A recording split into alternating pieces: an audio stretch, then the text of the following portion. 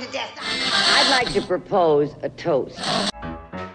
This is On the Rocks with Alexander, where I drink with your favorite celebrities as we talk about fashion, entertainment, pop culture, reality TV, and, well, that's about it. So pop a cork, lean back, and raise a glass to On the Rocks. Fasten your seatbelts. It's going to be a bumpy night. Oh, Lord have mercy. Ladies and gentlemen and in-betweeners, on this week's On the Rocks Live from Home edition, Quarantine and Chill Part 2 with Go-Go Boys across America, bringing you some joy, at-home workout tips, and funny Go-Go Boy stories featuring Hey Qween Eddie Danger, Chicago's Nick Cristina, Florida's Jose Donis, Milwaukee's Jonny B, Long Beach's Dre Smith, Phoenix's the Prince Joshua, Portland's Anthony Savage, San Diego's King Stefan, Palm Springs' Jack Dyer, and our grand finale, Los Angeles' very own Eddy Ceetee, with my guest co-host, Andrew Christian model Nick Masc, and me, your favorite host with the sassy most. So raise a glass and let the drinks begin. Oh my God, On the Rocks podcast, a place where we're too glam to give a damn. I never realized my upstairs neighbors was a professional rain dancer until they started working at home. Womp womp. Stop, bitch. Anyway, on all of those, all you guys posting riddles on Facebook, a son's mother has 4 sons, east, west, south, and who gives a crap? Stop posting those. I'm stressed out already. Anyway, our Go-Go Boys will be zooming in one after the other, like I said, and we're going to share their Venmo so you can give a little tip. Just the tip. Today's show is brought to you by Just for Fans, Just for Fans, the top awarding winning site, setting the gold standard for fans to connect with their favorite adult stars, content creators, everybody. Sign up for free at justfor.fans if you're a fan or a content creator and start making money today. Kurt, do you have a pun for us today? I do, yes. Okay, make it punny. Okay. I'm here. I'll actually let you see me here. I'm here in the studio. Hello. Oh, hey, you look good. Well, thank you. Well, I'm here by myself all the time because no one else is coming in. Yeah. But my pun for you today. Hold on. I have doing multiple things. Did I tell you I took a picture of a field of wheat? Yeah, it came out pretty grainy. Oh God, Kurt. Oh, I wish I was there to choke you. Yeah, you're not.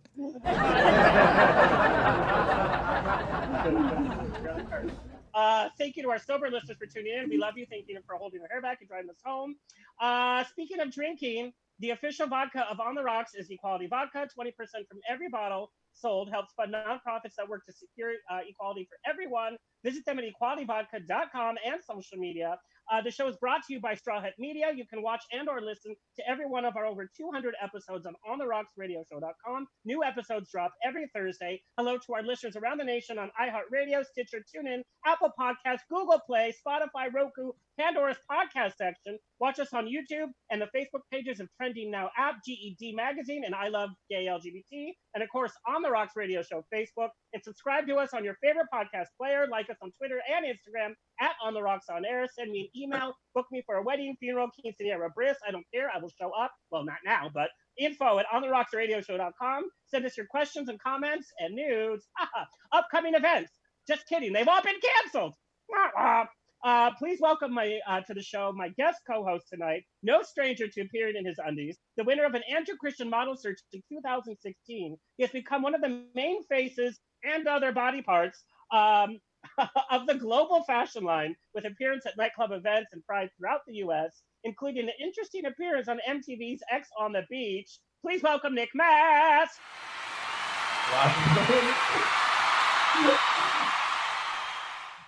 What's up? Hey, girl.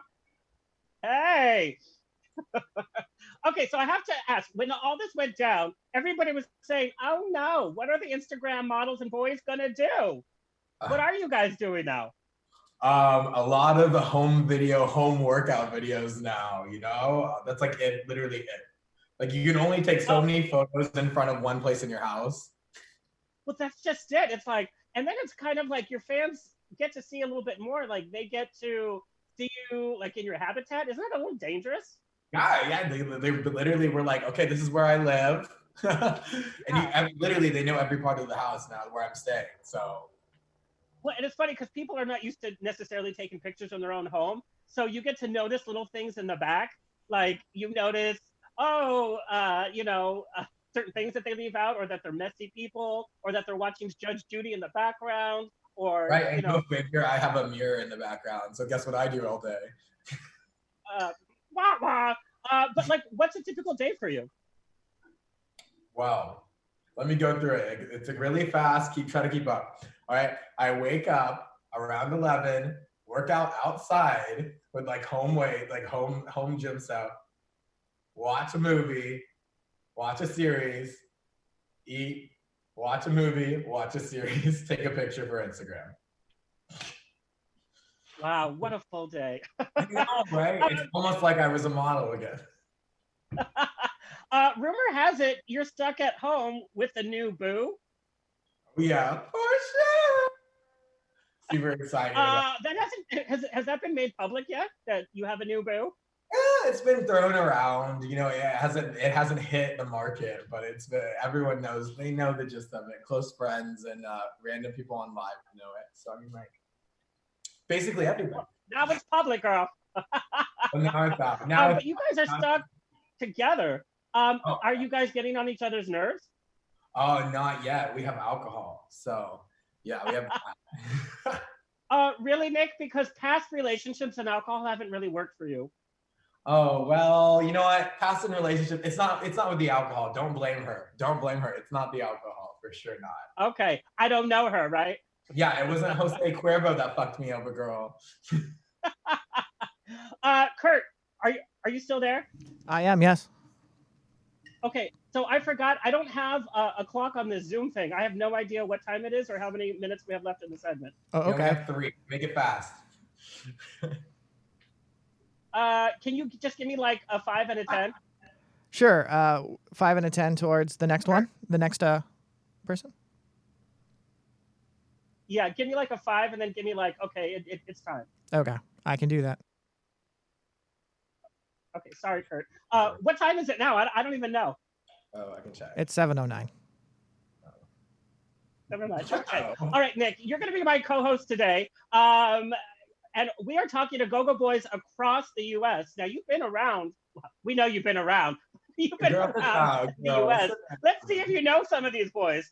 Our very first guest, Danger, Fire in the Disco. You've seen Eddie Danger on Johnny McGovern's Hey Qween Network TV. You've seen him on the Howard Stern Show. You've seen him make appearances around the nation at about every club. You've drooled over his Too Hot for TV Instagram, and you've probably watched his adult content a few or many times. But who is the person behind the persona? Might surprise you to learn that Eddie Danger is a Renaissance man. He has a master's, is an accomplished poet, a published author, and a musician. Please welcome Eddie Danger. Yeah. There we go. Eddie? Yeah. Where are you, Eddie? I need you. Eddie. I don't know. Can you hear me? I can barely hear you. Eddie, turn on your phone. You need to turn your video on. On the bottom left, it says stop and start video. Bottom left, click. There you are. Video. Yes, there. Hey! There she is. What's up? How you doing? Yeah, I'm not. This is the first time I've used this app. We don't use Zoom in my circles, I guess. How is everybody? Okay. Also, we need you to talk louder because I can't even hear you. I got a microphone if you need me to use this. Hello, how are you It's doing? not. It's And not actually plugged made your in. voice Girl. work. It actually made it work. Yeah. Hold on. Get your life together. We Oh lost- God. Oh What's God. happening? I was like literally. Are we any better now? I There can't hear we you go. guys. Yay, Eddie Danger. There you go. Oh, Ugh. now we get your hand. Oh God. Talk to Hey. Oh, now I'm sideways. Hey. Oh, okay. So this is how we're working. All right. Hey, There what's we up? go. How's it going? I can't hear you now. Yes, you can. All right, Eddie. Technical difficulties. I You probably should have tested this out first, right? well, you know, Okay. everybody's zooming So how nowadays. can All the we cool get kids are you doing going? it. So I gave you an amazing intro. I don't know if you heard your intro, but I talked about that you are a mix of everything. And I love the duality that you live. You actually have like an office day job on top of everything else you do. How do you juggle those two sides of your career? Do your office people have any idea who Eddie Danger is?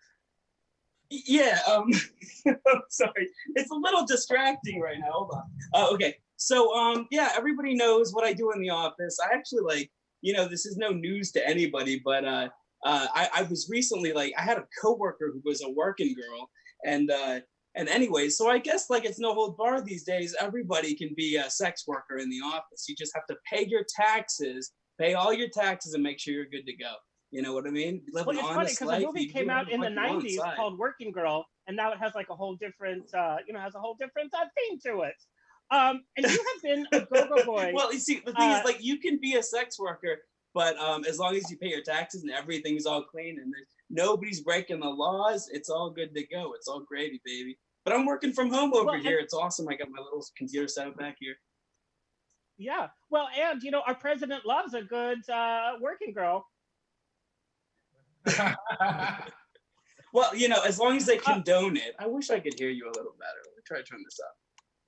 No, it's not working for me. Anyway, keep going. My voice is so high and obnoxious. I'm surprised you can't hear me in Washington D.C. from no, it's fine with the microphone. settings. I would have had to do a few test runs to sort all this out, but it's all good. Okay. I like your dog painting in the background. That's cute. It's not a painting. It's like a little portrait. See, you find out a lot about people from the bullshit they have behind them. Right? You guys are talking. Yeah, I see your purple Teletubby. That's awesome. That's like the gay one too. That's the gay Teletubby. So yeah, it is. It's the Jerry Falwell Teletubby over here. It's the one that he thought was evil. And a Furby. Is that a Furby? yeah, that's it. He's always hanging out. Okay. Eddie, I wanted to talk about, you're very open about your sexual fluidity, girls, guys, in-betweeners. You love them all. Is it hard to date somebody when you have all this all-loving personality? Is it hard to date Eddie Danger? No, I don't care about if somebody has a preference that's polarizing, I don't want to be involved with them. I've had to do scenes before with girls that were a little bit homophobic, and they looked at my work history and they said, "You've done some gay stuff, and I've seen your Instagram. It's all a bunch of drag queens. I don't know if I want to work with somebody who may be a little weird, And so I always get on and say, well, I don't want to work with this bitch because she's got opinions I don't agree with. So, I mean, in general, I'm pretty solid on that. I don't fuck around with people who come off as bigoted. I wouldn't, I wouldn't deal with it. So if somebody doesn't like the fact that I'm about this life, I mean, my family's the LGBTQIA first and foremost, and all my carrying on with, in the heterosexual world is that's something that I do on the side, to be honest. I mean, I don't really exist in a straight world. Everything's colorful here, Yeah. So I don't know anything about that. I just love that about you. And also, and we're talking about differences, you have been a go-go dancer at literally events across the U.S. How do nightclub goers change the most from region to region that you've been at? Okay, give me a second. I'm going to turn this thing off over here. Region to region, I would say the smaller towns that I've been to, the smaller ones, the more remote, have been the most interesting because they have to be more creative with the way that they entertain themselves, I think. So the shows are more interesting because a lot of them are really wacky and out there. The Sightseeing Stranger, we just did a gig in Eureka Springs, Arkansas, which is you wouldn't even think about that.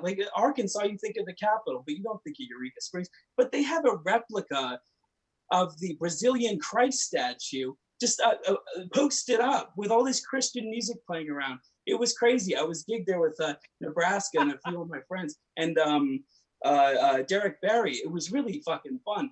But it's the smaller towns that show you the better time, and people are a lot more welcoming. I just went to Denver. Somebody flew, Ubered me out to Boulder, and I had the best experience. But if you're thinking about an audience, I think they're more interactive in smaller places. Nobody gives a fuck about you in a big town, Yeah. So I like to go to smaller events, That's more my style. Well, and we know those small town boys, they're just hungry for some attention. So you're spreading love. You're doing God's work. But also, I'm from a small town too, so I can appreciate all that shit. I need space to breathe. You know what I mean? I relate to it. Yeah. and I got this from one of your fans. Have you ever had a boyfriend? No, You've had a actually, girlfriend, no. and then some. I tried recently. That didn't work out. What do you mean you tried? How do you try to have a boyfriend? What you said?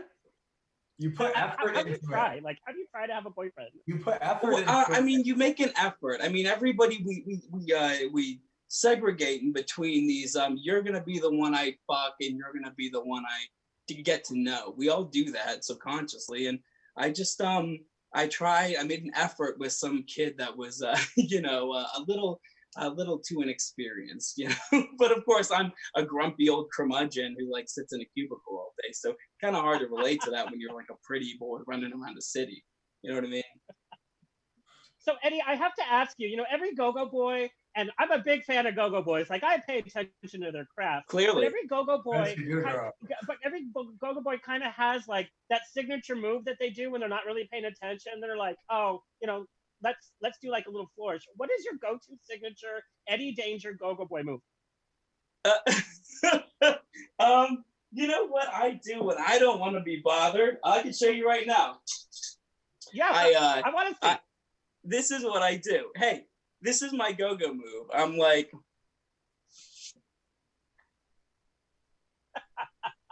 yeah. And you know what? I can close my eyes. I can roll my eyes. I can just not even. I can be asleep for all they know. Just be naked, keep the dick swinging, and then you got it. It's like a metronome, puts people to sleep.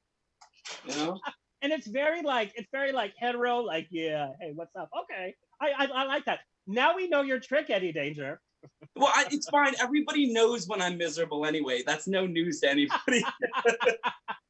You are not one to mince words. It was such a pleasure when you were here in LA and I got to meet you. Are you ready to play really are you ready to play Quarantine and Chill Rapid Fire? Yeah. I if I can hear it, just give me a moment to listen. Okay. Have you had FaceTime sex since this quarantine? No, I don't even have FaceTime on my phone. Oh, okay. First place you're going to go to when this is all over? Disneyland. Oh, okay. Stupidest thing you bought online during this quarantine? A charger for my Hitachi vibrator that didn't work. Oh.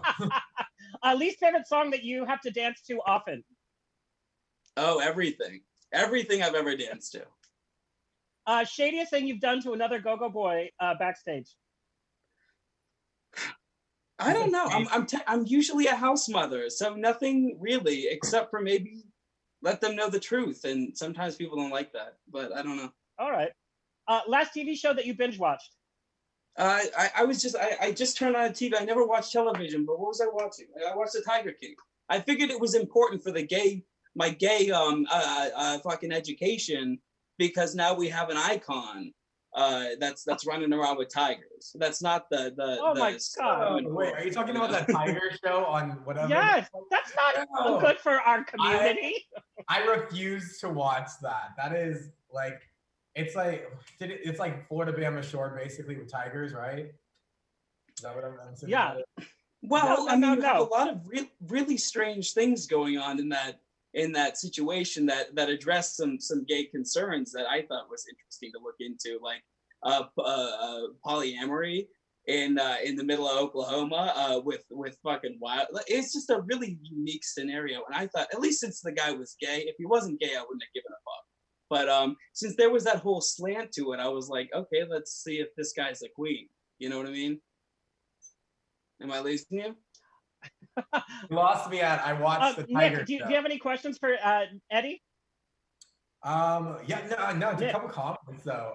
I totally 100% agree with you when you say you travel to smaller places and that it's more welcoming and you're more of a priority, and like it's just like a better vibe. Honestly, I always tell people like when I go to Atlanta Pride, that doing Atlanta Pride versus doing something like Milwaukee Pride or something like that, I value Milwaukee Pride more, because it's not just a bunch of people, circuit queens, looking for a next circuit party or next, grinder hookup. It's more of a like, they came to see you, they made you a purpose, they made you, it's more they came out and regarding you, Yeah, and you know what? Even if they don't know who the fuck I am, they give me a lot of leeway to do whatever the fuck I want. So it's like, do I want to do a lap dance on this drag queen? Do I want to like swing around on this? Like, can I do a dance on a U-Haul? Like, they will allow you to do that in places that don't have all this fuckery going on all the time.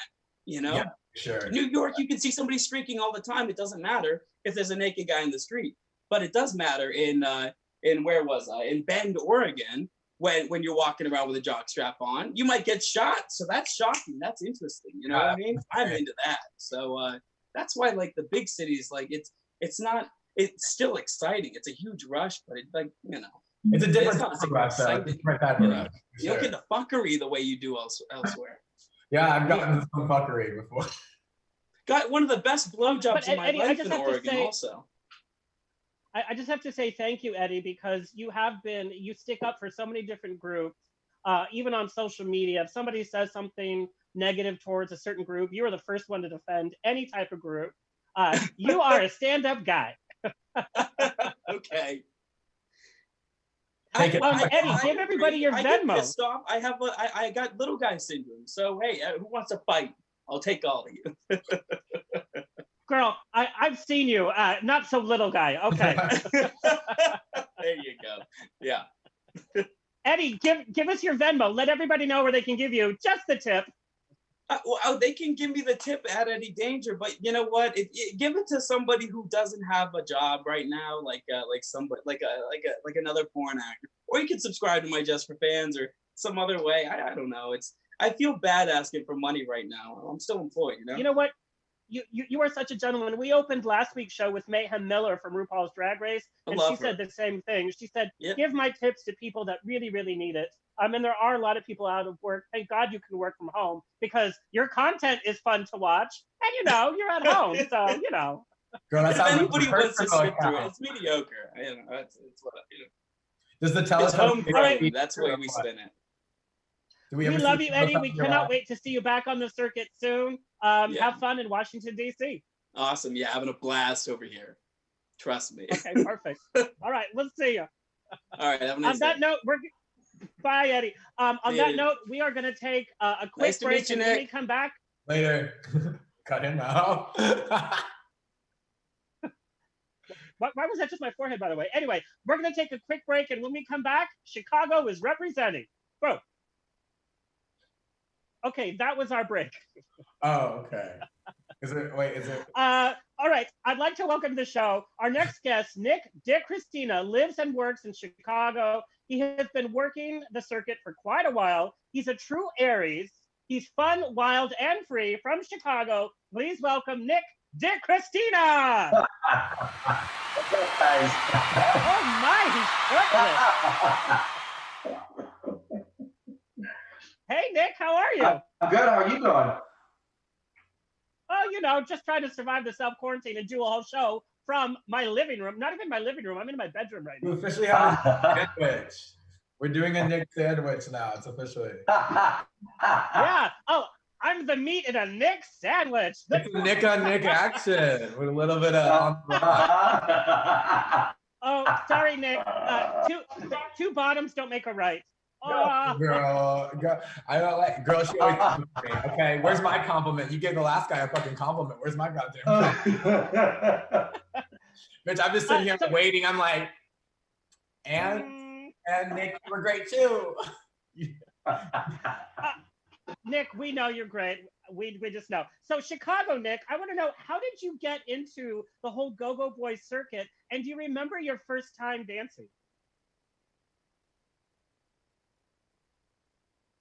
Oh. Hello? Oh my God. Now, trying to think. I used to work at a bar called Mini Bar years ago. And that started the madness. And it's been downhill ever since.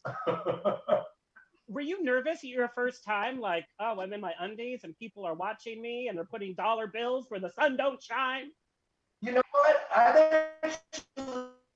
I'm like a true performer, so I love to dance. So I really wasn't thinking about jack squat. I was just getting up there, taking the bull by the horns and, you know, shaking it and making my money, you know? Yeah. No, I have to tell you, Chicago is not a party city that I've been to, which is so weird because I've been to every major city. What is the scene like in Chicago, and how do you think it's different from other major cities?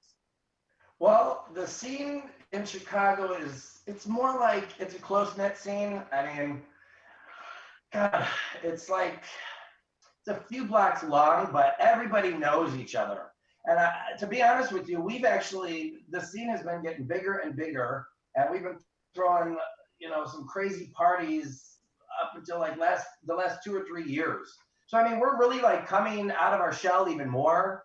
But way back when, I mean, the scene here used to be the shit. It used to be the bomb. We used to have, you know, parties downtown. Like, I mean, it's kind of like that since then. So that's talking like 10 plus years. But I think we're more up and coming now these days. I mean, it's really starting to take off.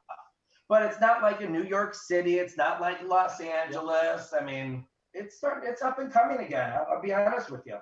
And what club do you dance at? I actually work at a Hydrate nightclub, and I dance there as well. Oh, I love Hydrate. Yeah. Oh, I lie. I have been to Hydrate. I just don't remember it. Hydrate. You liar. Speaking of hydrating, Chicago Nick, I know you are very much into fitness. Your Instagram is full of, you know, your sexy modeling pics, but there's also this true fitness ability there. How are you keeping fit at home? I'm not doing anything. I'll be honest with you. I've been super fucking lazy. No, I don't believe you. I'm that asshole who can just eat whatever he wants and do nothing. Oh, I thought we were going to be friends. I swear to God. I swear to God, I have not been working out and worked out for 3 weeks. No, that's bullshit. Oh, God. That's bullshit. No bullshit. Swear to God. 3 weeks. Well, okay. A way that you're keeping up your fitness, Chicago Nick, I just have to announce, sorry, boys, Nick is taken. Well, actually, both Nicks are now taken. Chicago Nick, are you guys getting on each other's nerves yet? You know what? We've had a few hiccups, maybe like 1 or 2 days within the past 3 weeks. We have like gotten into a heated argument, but I just go to the other room and that's it. Like he won't see me all day. What's the fight about? Like, what are you guys fighting about? Just like, well, for instance, we just had one the other day. We had a little tiff. So I've been applying for jobs because I'm out of work for the next month because I work at a bar. I'm a bartender. Yeah. And I, you know, what am I going to do? So I'm applying for jobs. I applied for unemployment. I applied to Amazon, and Amazon wanted me to come in for an interview. So I was like, wait a minute, why aren't they doing virtual interviews as opposed to like having me leave my fucking house? Yeah, I was like, it just kind of bewildered me a little bit. So I was going to go and do the interview, but my partner was like super against it. He's like, you shouldn't be leaving the fucking house. And then he's like, you're going to put me at risk if you pick up anything when you go out of the house. But I mean, don't get me wrong. We just went to the grocery store like maybe an hour or two ago. I mean, that's like less safe. That's less safe going to the grocery store than it is going to an interview. We're in a room with one person. Exactly. That's exactly it. Like, it's fucked up. I'm like, dude, well, what the fuck? So like, do I go to this interview or not? Do you not want money? I don't understand why these companies are like, oh yeah, we need to see you in person. I'm like, dude, right now at this fucking point in time with the pandemic going on? That's just so weird to me. But you have to admit, like, that's like a real fight. Yeah, but you guys aren't fighting like who ate the last egg or who took the last square of toilet paper. Like, that's a legitimate fight to have. No, I mean, we just get into like, I mean, we've been fine, but like 1 or 2, things because we're cooped up in a fucking, 2,000 square foot fucking apartment. And I mean, there's there's more than enough room, but it's just a fact of being inside and constantly being with each other 24/7, I think. Okay, so I have to ask because I've heard that couples that are stuck together are actually having less sex than when they were having a regular schedule. Is that true? Bullshit. Oh, that's good to know. Bullshit. How about you, Nick Masc? I mean, it seems pretty regular. I mean, like I want it more than ever, but like I'm not getting it more than ever. I mean, All right, all right.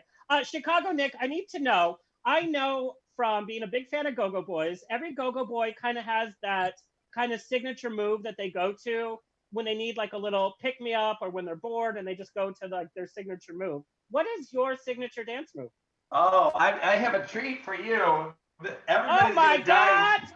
They're gonna die in Chicago when they see this. I do one of these. One of these. Oh no! No, Yeah. you don't. I'm literally dying. You couldn't be whiter if you were a snowman. Like, I love how you get. all right, Chicago Nick, are you ready to play Quarantine and Chill Rapid Fire? I am ready. Okay.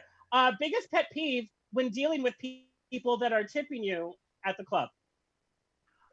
When they want to tip me and pull open my pants and they're only giving me $1 and they want to touch my dick.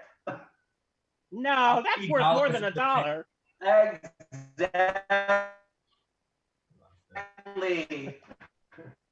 It's worth $9.99 on OnlyFans. Girl, I've seen your content. Woo! Okay, biggest pet peeve when dealing with other Go-Go Boys backstage?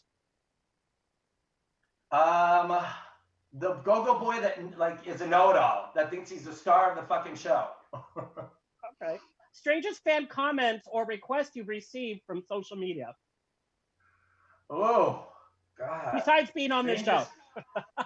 Strangest fan. Say that again. Ask me that again. Yeah, so like the strangest fan comment, like somebody messages you, a comment, or the strangest request you've received. Okay, I got one. It just came to me. Everybody is like obsessed with my belly button, and they constantly either want to touch it or lick it. It's just like an Audi almost. It's an Audi. Look at it. Oh, it's a little button. Hello, it's an intercom. Are you there? Chicago Nick, what's the least favorite song that you have to dance to that plays all the time? My least favorite? Yeah. Oh, God. It's called Rapid Fire, Nick. This is hard. Oh, my God. I don't know. Dancing Queen, maybe? I don't fucking know. Okay, all right. How much toilet paper do you have right now? I have about 10 rolls. Oh, my God. That's a lot. Oh, but you have 2 guys. Okay. Hoarding. Just remember, he's the reason you guys at home don't have toilet paper. That's exactly right. Order. He is the reason why. That's why you can out of the house with only one thing. Chicago Nick, what's the most annoying thing that your neighbor does that you didn't know that they did before, but now that you're home, you know? They bang on my fucking door and tell me to keep the noise down when I'm not even being loud. Oh, it's because you guys are throwing toilet paper around and having sex. That's why. Maybe so. Chicago Nick, can you please give our viewers what your Venmo ID is? My Venmo ID is Jonny B _muscle. Mm-hmm. Indeed. All right, you guys, show because Nick I'm some out love. of work, bitches. Show him the tip, just the tip. Before this whole thing, I thought I was going to Chicago Pride, so Nick, I might end up coming to take a visit at Hydrate. Well, you better if we're still on for Pride this year. Who knows? Who knows? All right, I hope to see you, and I hope to press your Audi. Well, here you go. I'll leave you with that.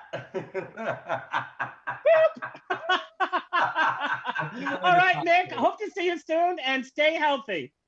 All right, guys. Love you. We'll see you. Stay healthy. Bye. Bye. Hey, Kurt, is Jose here? Yes, he is. Oh, he's got a look. He's got a look. Yeah. Okay. All right. Our next guest, Jose Donis, was born in Puerto Rico, moved to Florida when he was 10 years old, and as soon as he turned old enough, he started go-go dancing at the local gay clubs. And from the first day, he fell in love with the attention that he received. Sound familiar, Nick? He feels like a celebrity every night he dances. Go-go dancing is all he wants to do. Please welcome to the show, Jose Donis. Oh my God! Oh, he is serving looks for sure. He is serving looks. Oh my God! What a surprise! How long have you been ready for this interview? Oh my God! Like an hour. Oh my God! So Jose, I have to know, you have been dancing from a very early age. How has your style of dancing changed the most over the years? It's changed massively. Like I started dancing just doing what I could, and now I'm getting a little better, more open-minded. I do a lot more tricks. I know a lot more how to make money now. So it's changed pretty, how do you say that? Massively. Yeah. Oh, massively is a good word for you. Okay. Now, do you think you have an advantage over the other go-go boys because you have this like Latin flair? Not an advantage, but I do have my market of people. Latins have that rhythm, girl. That's Yes, a handicap. No, they've got rhythm in their hips, whether they want to admit it or not. But that's what I'm saying. When I first started dancing, I had that rhythm, but now I have a little more, I can say. She got like extra. Yeah, so it's like the rhythm with like the business aspect. Now, I know that you love attention in the clubs. How are you getting attention today?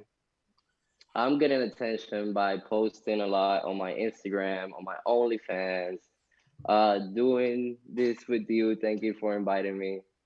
And, just trying to keep promoting as much as I can my OnlyFans, because as you know, all clubs are shut down for at least 30 days. Yeah. And that's all I do. All I do is go dance. So it's a big impact. So, and Jose, what I love about you is that you're so open on your social media. You are a family man. You love your family even more than go-go dancing. How do you work that duality, being a dad, being a ladies' man, so to speak? But you're dancing in your undies, but you're a family man. How do you deal with that both? I deal with it as easy as I can. My girls approves it. My mom and dad approves it. So I have God, that's awesome. I have nothing to worry about what people got to say. So when it comes to dancing, I do my thing, and I always tell my girl everything I do at the club. She knows everything I'm doing. And when my son grows up to know better of what his dad is doing, he will be mentally ready for that too. No, that just means that your father was good looking. Like, I think that just means like if your father was allowed to be on stage and make money, just looking good, like boom. Like that's I think yeah, yeah, go ahead. Sorry. No, I think my father was best known for America's Most Wanted. That's my claim to fame. I would love to have had a go-go father. I see that. Well, I hope he thinks like that. Jose, does your girl mind that guys are drooling all over you all the time? No, she'd rather have a guy do that than a girl. Oh, that makes sense. Yeah. That definitely makes sense. Honestly, she's been around the gay community because she used to only date girls. So she met me at a gay club. That's cute. That's cute. Jose, this is actually from one of your fans. Have you ever tried a man before? Oh. Yeah, let's say I did go a little bit into it, but then poor guy, because I was just straight up with him. I was like, dude, I'm not gonna give you what you want, and I can't do this. Like, we literally stopped in the beginning, and that was it for me. Yeah, me too. Oh, okay. All right. Well, that's good to know. So, Jose, I have to know, what is your signature go-to go-go dance move? Oh, I have two. Oh, okay. Can I see them? Yeah, of course. I call it the I need $5. Hold up. Let me move this out of the way. All right, for the first one. This is called I need $5. Okay. All right, this is the look at me one. Oh my God! Oh my God! Okay. And now this is the give me money one. Oh shit! Oh shit! I You remember in the beginning when he said he had a few extra tricks? I'm yes. like what? I can't do something like that. My few extra tricks would be like making $1. That's my few extra. Oh, Nick, we've heard about your extra tricks. Okay, let's just Okay, keep that girl. going. What happens in the bathroom stays in the damn bathroom, girl. Right. Jose, I would love for you to share your Venmo ID so people can give you a tip, just a tip. All right. My Venmo is not the same as my Cash App. Okay, it's Jose dash Donis dash 6. I'm pretty sure that's it. Family well during this whole self-quarantine. And when you come out of it, I'm going to come visit you at one of the clubs. And I got my $5. Actually, I have two $5. I need to see that $5 trick twice.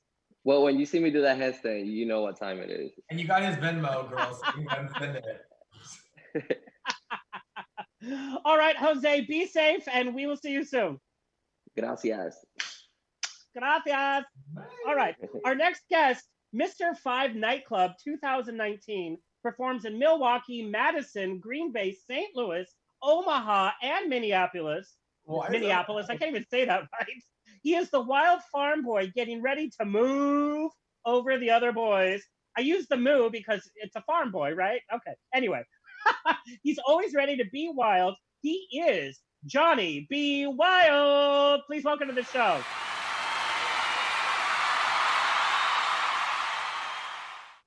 Hey, girl. The fashion. You have to connect to the audio. Good. The fashion. Oh my gosh. She looked like Captain America. The fashion girl. She looked like Captain America.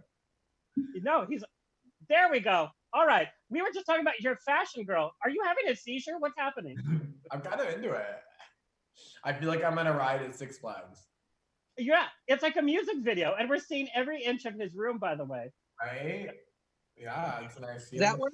Oh, there she is. There we go. Yes. Yes, there we go. I hear it now. Okay, awesome. I am half deaf, and that's half of my issue. Okay. Okay. So be honest. Were you just wearing this like around the house? I've been waiting in it, so I was like, yeah, my dog saw it. And So weird. I almost wore that exact same thing. It was like, oh, I asked Alexander. He's like, are you sure you want to wear that? Because you also have that jacket. so you can't get it made again. One of a Oh, okay. So Jonny, when I think of nightlife, my first thought isn't Omaha or Milwaukee. What's the scene like out there? Is it like a bunch of farmers or like what's happening? is I don't know if it's the biggest city, but it's a lot of fun. We get drunk out there. No matter where we go, we get drunk. No matter where you go. Like I have a drink here. I have another drink. I also have some stuff. So I'm ready. Yes. I've been waiting all night for y'all. Right here. This is my shot glass. So if you got a little shot, let's pour it. Come on.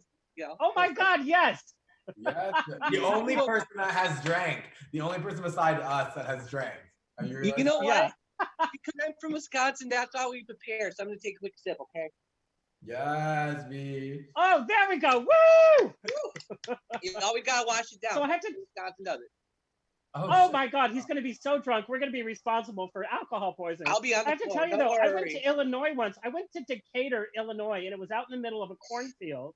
And the boys out there were so funny and friendly and everything. And so, I know that the small town boy can throw down.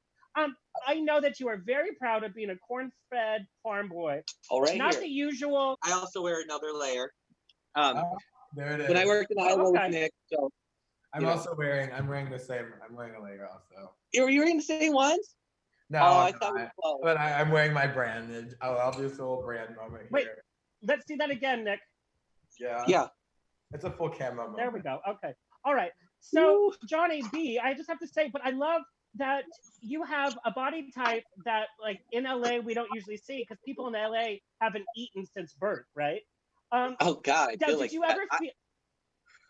Huh? Did you ever feel the need to conform to like a certain like body type? Because I mean, and you've won titles. Like you're doing good.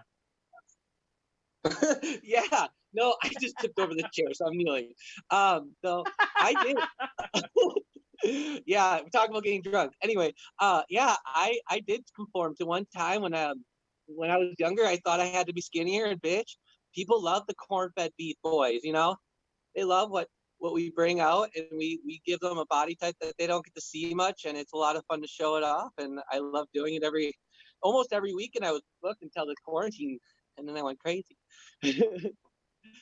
But I love that because there's a certain confidence. You know, I love go-go boys. Like that's my thing. And you can tell when a go-go boy just has confidence. It has a certain energy. It has a certain passion. Do you have any funny go-go boy stories? When I was dating my ex, we had a shot contest where I had people drink shots out of my belly button because I have a big innie. Because I'm a chubbier boy, so you look at a little innie, more of an innie. So everyone has their belly buttons today. Yeah, right. Wait. Yeah, so Johnny, this is so funny. One of the go-go boys we had on earlier has like an Audi, and people were so into the Audi. Belly buttons. I don't even look at the belly button. Right? On my first look. Really? Believe it or not. Is it really? Oh, that's interesting. I don't know. I don't even know what my first look would be, but like we had a shot contest, and my ex got jealous because everybody wanted to do a shot out of my belly button because it was a little chubbier. Okay, a little more shot in there. Hey, the more shot, more to love. That's what I have to say. Exactly. Johnny B, what is your go-to like go-go boy move? The splits. I love doing the splits. I don't know why, but hold on. Let me just get this straight. We're gonna go for it. Here we go. Here we go. Woo! Oh my god! And I'm gonna feel that Jada. She's on RuPaul right now. So. Oh, that's awesome. Yeah. Johnny B, do you want to play a little quarantine and chill rapid fire? Why not? Let's do it. I need a drink first. All right. Just kidding. The last time you hooked up. Go crazy, okay? I may be wild, but I'm not a wild child. No, you haven't had sex in 2 months. You've been on quarantine for like a week. Like, what have you been doing besides sex? Jerking off a lot. Well, yeah, I don't know. Working. Okay, so Johnny B, have you had FaceTime? Have you had FaceTime sex?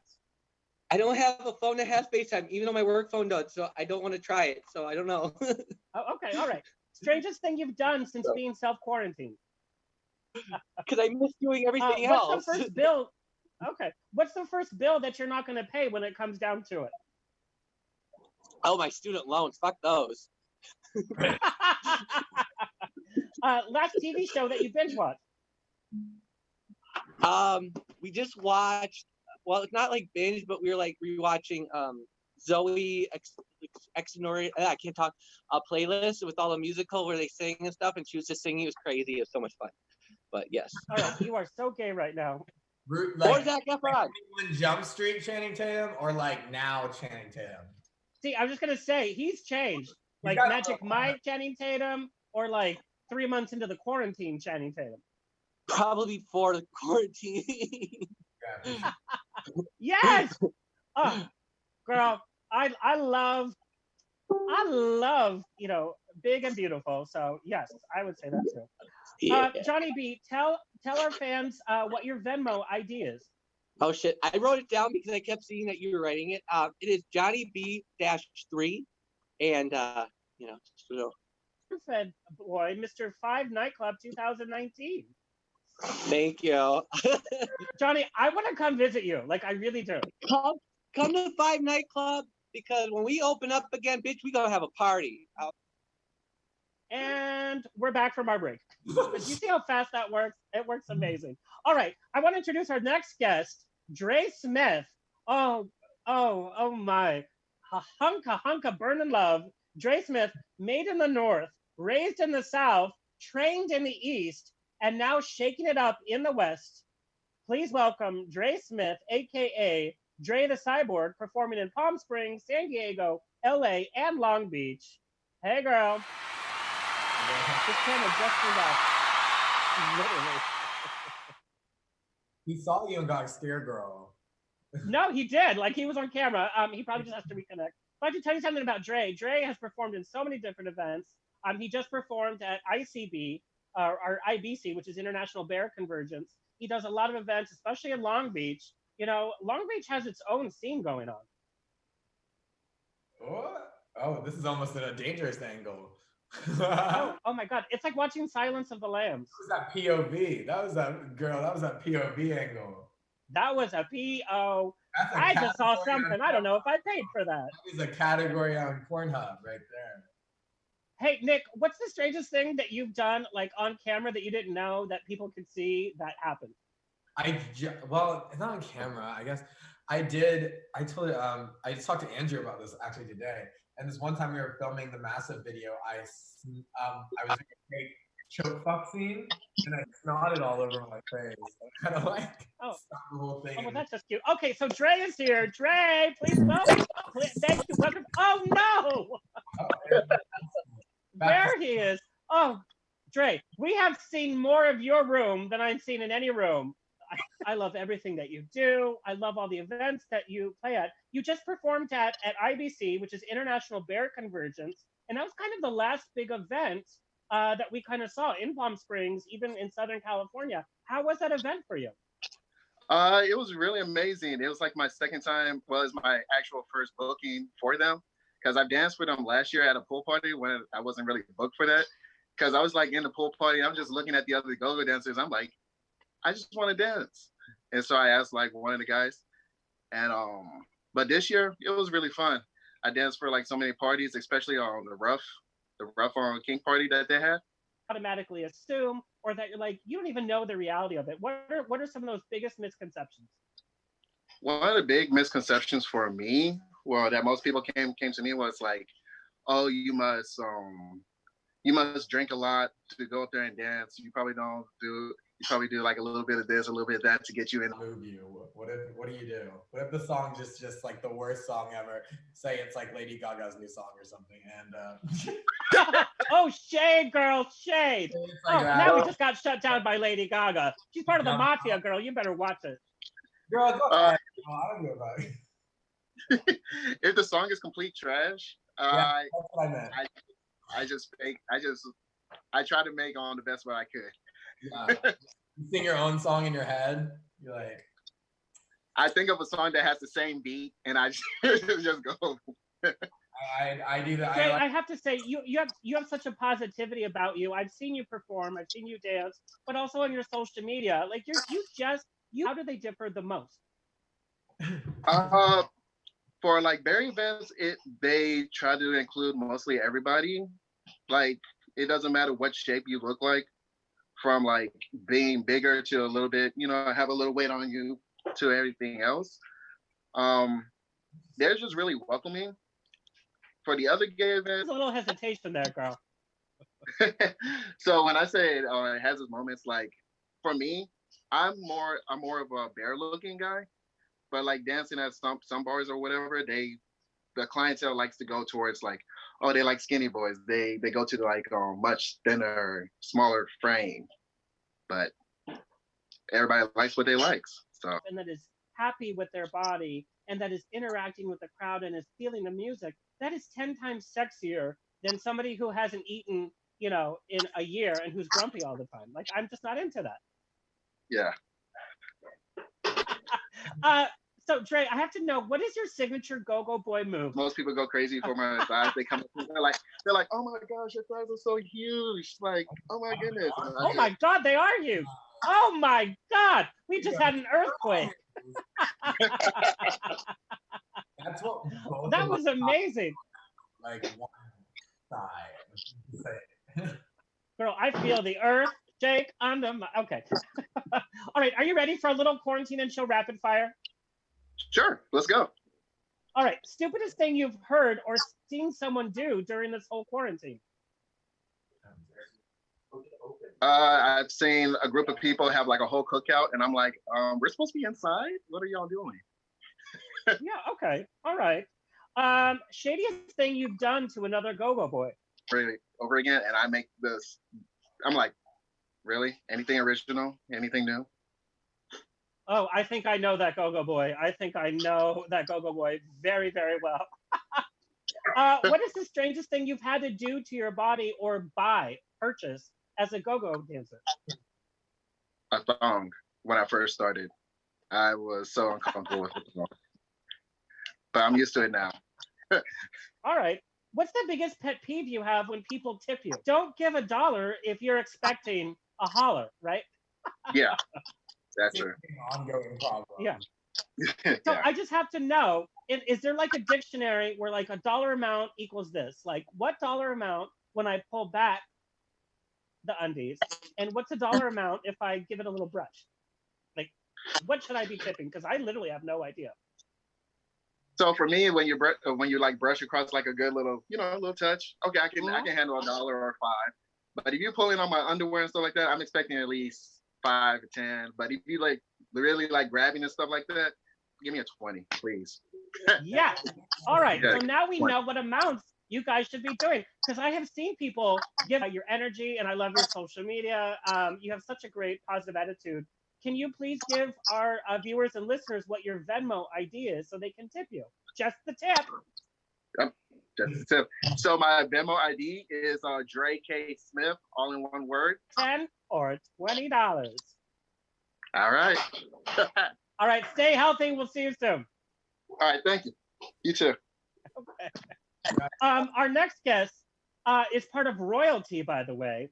He is a bartender, go-go boy, and model. He's an ambassador for Andrew Christian and underwear expert. He has a Bachelor of Arts in fashion and marketing. So he's a smart ass as well as a cute ass. Okay. Please welcome to the show, Prince Joshua. Hi.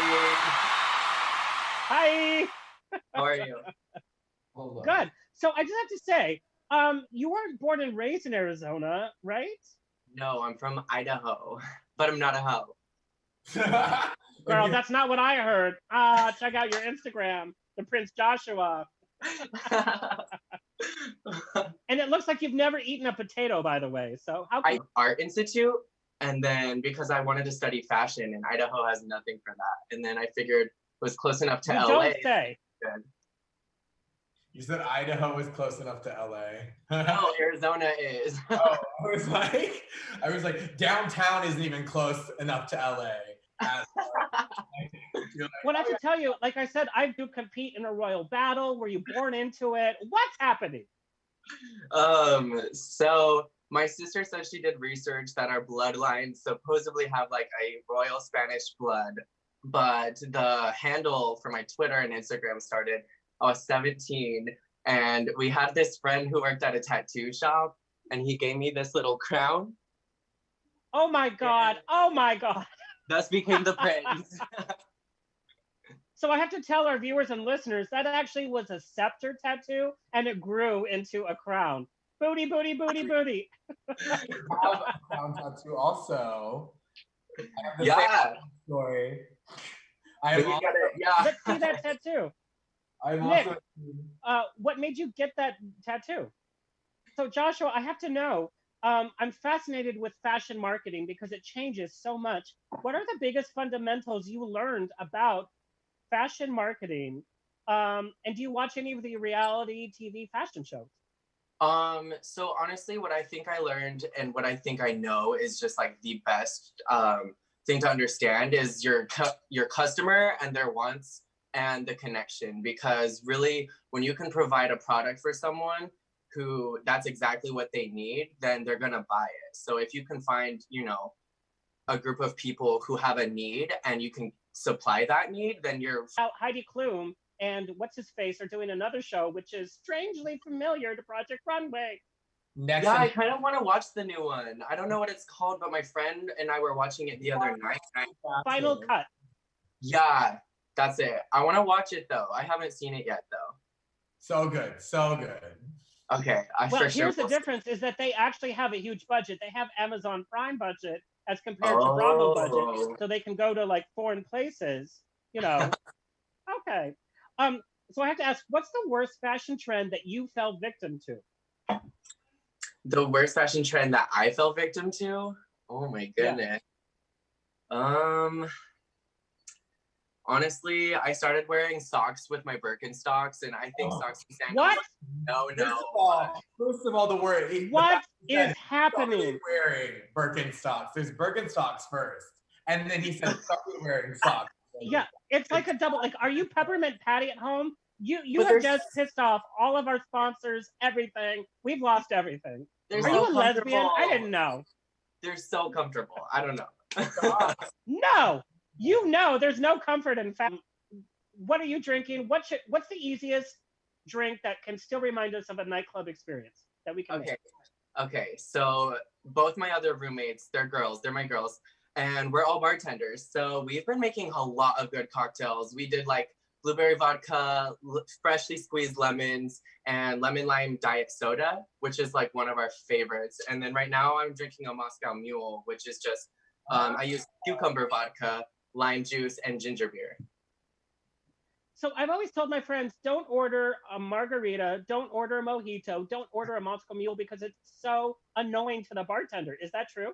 No, I don't think so. Because like at my bar, we make craft cocktails. So like I love to, show you all the natural ingredients I'm putting in your drink rather than that cheap, cherry vodka that's got all these calories. Like I would rather show you, hey, this is like freshly squeezed lime juice. This is like a really good vodka. Like, just show them that I can make them a really good drink.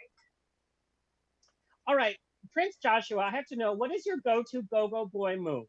That you're like, oh, this is gonna wow them, or this is me not putting in effort, but it looks good, or I'm like what's, because that's a trick. And I know when my go-go boys are bored, they'll do a move that to the public, it's like, oh my God, but to them, it's like, eh. I have two of those actually. I do them like very similarly too. Like if I'm like trying to turn around, catch my breath or whatever, I'll just do the wiggle. You just or when I'm like Prince cheeks. Yes, when I'm trying to like drink my drink, but I don't want them to think I'm like being lazy, I'll just do the little like the wind down, and I'll just like wind down. I'll like sip my cocktail. It's great. All right, so now we just learned Joshua's tricks. Okay, are you ready to play Quarantine and Chill Rapid Fire? Okay, yeah.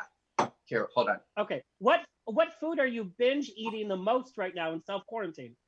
Oh my God, peanuts. I can't stop eating them. Oh, okay. Have you had FaceTime sex with anybody? Kind of. I don't know, Snapchat, does that count? Yes. Yeah. Yes. If you could sneak out right now, where would you go? I'd go to Mexico. Oh my God. Oh my God. What song have you been singing around the house the most that you didn't think you'd be singing? In Your Eyes by The Weeknd. I love that song. He has just like, that song just totally feels right now, Okay. One person you have not missed seeing. One person I have not missed seeing, the annoying drunk bitches who slam their hand at the bar and go, bartender! Those ones. All right. Let's see. One last one. The least favorite song that you like dancing to that's played over and over again. Oh my gosh. I don't know, anything Meghan Trainor or Oh my God! Now we just lost another sponsor. I don't know. Anything Meghan Trainor, gross.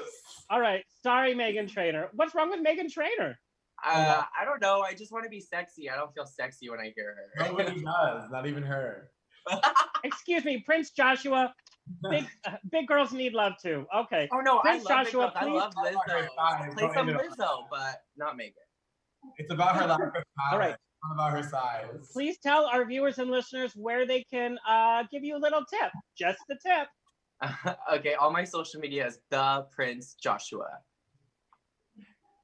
Perfect. And that's your Venmo. You guys, love talking to you. I think I'm going to see you soon. One of my good friends is Nevaeh.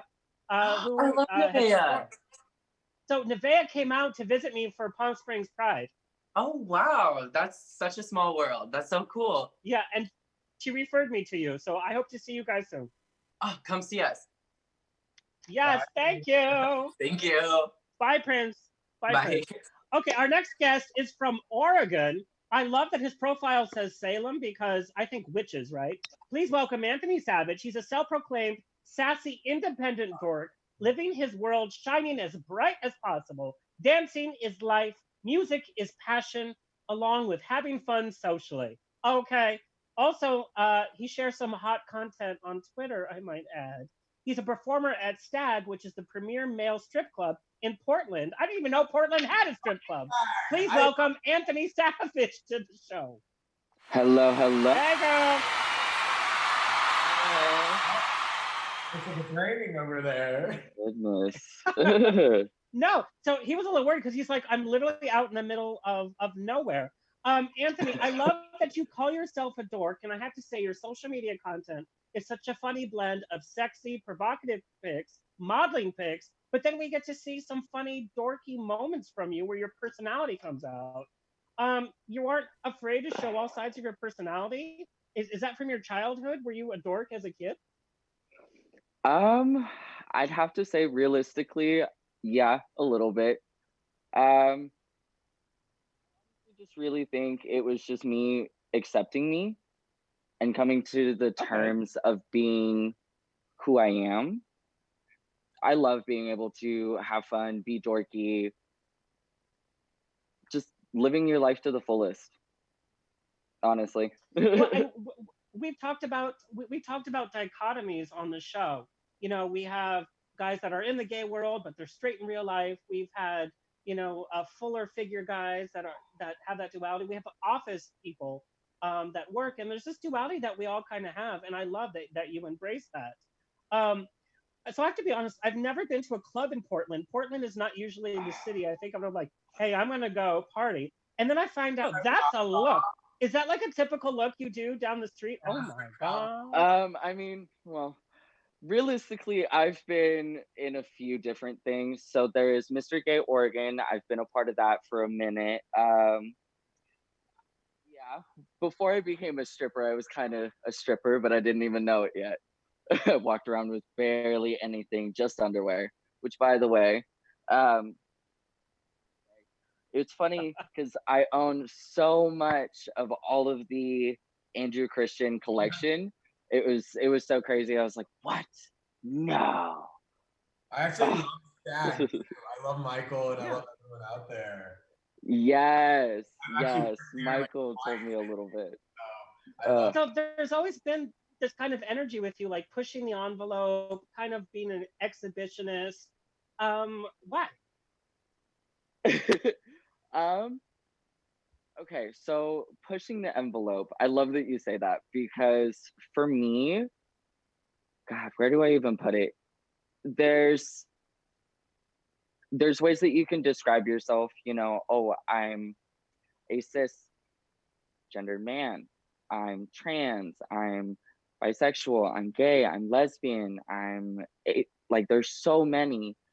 But for me, being that gender fluid, I love being that because I love a lot of the girly, the cutesy shit, but at the same token, I'm a car dude, first and foremost. That's what I had in my childhood.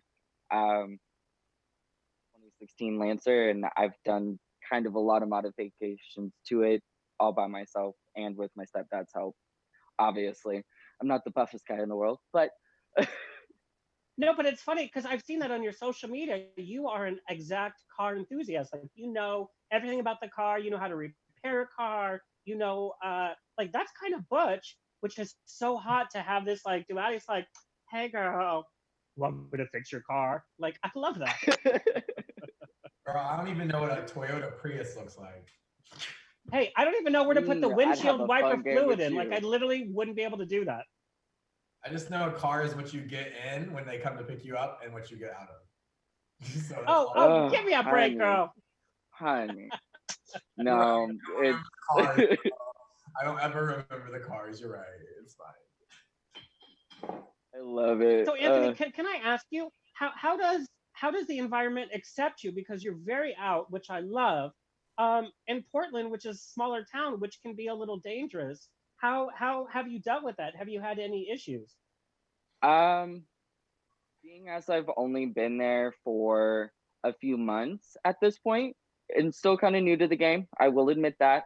But dancing has always been a passion of mine. I don't always showcase that, but honestly, it's hard to get a video.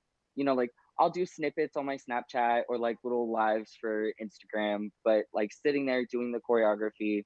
I was just talking with Michael and a couple of other friends. Like, I want to sit down and I really want to get into that more and really push the envelope with, even though it is classified as sex working, which I don't really deny it, but at the same token, for me, girl, I go out there and I just act a fool. Because you know what? Right there in that stage, I can.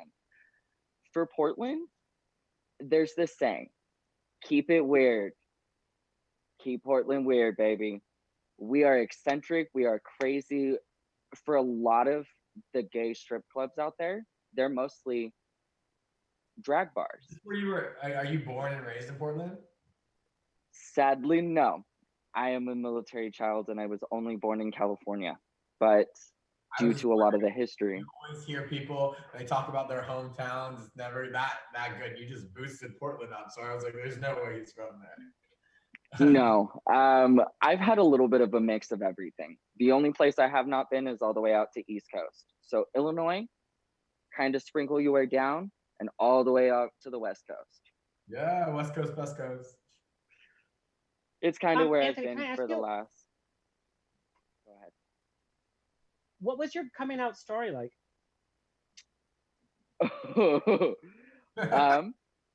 That's a little bit of a crazy one, but I'll do my best to sum that up. I was 13 years old, had a dream. Guy came onto me and like sexually crawling up on me, you know, trying to kiss up on me, and I was not ready for that shit at 13. Oh my God, I lost my shit. Eventually, over a course of a couple of months, I kind of accepted it. I was only living with my father at the time. He only had sole physical custody. There was a lot of things that happened with that. He even sent me to a. But it sounds like you've had to like deal with a lot, and you come out with this strong personality, which I love that you're representing LGBT in Portland in such a strong, beautiful way. Like that takes a lot of guts. You know, we're here in West Hollywood where we're like in our bubble where, you know, we can do whatever we want. Nobody cares. But you're kind of taking a chance. There's definitely quite a chance. I will admit, even in my younger years, because I am 21 right now, when I was 16 or 17 walking the streets of Portland, no lie, obviously you can't have any sort of weapon, but I most definitely carried a pocket knife on me. I was scared shitless. But you learn to navigate through the city. And to be honest, sometimes with the confidence, the way that you hold yourself, like, you want to come at me? Let's be real. All right, try me. Well, I have to say, I've never walked around with a pocket knife, but I have walked around with a wine opener, not for defense, but classic. For a good time. I thought that was just it. So Anthony, I have to say, you know, when you're feeling yourself, what is one of your favorite dance moves to do? God.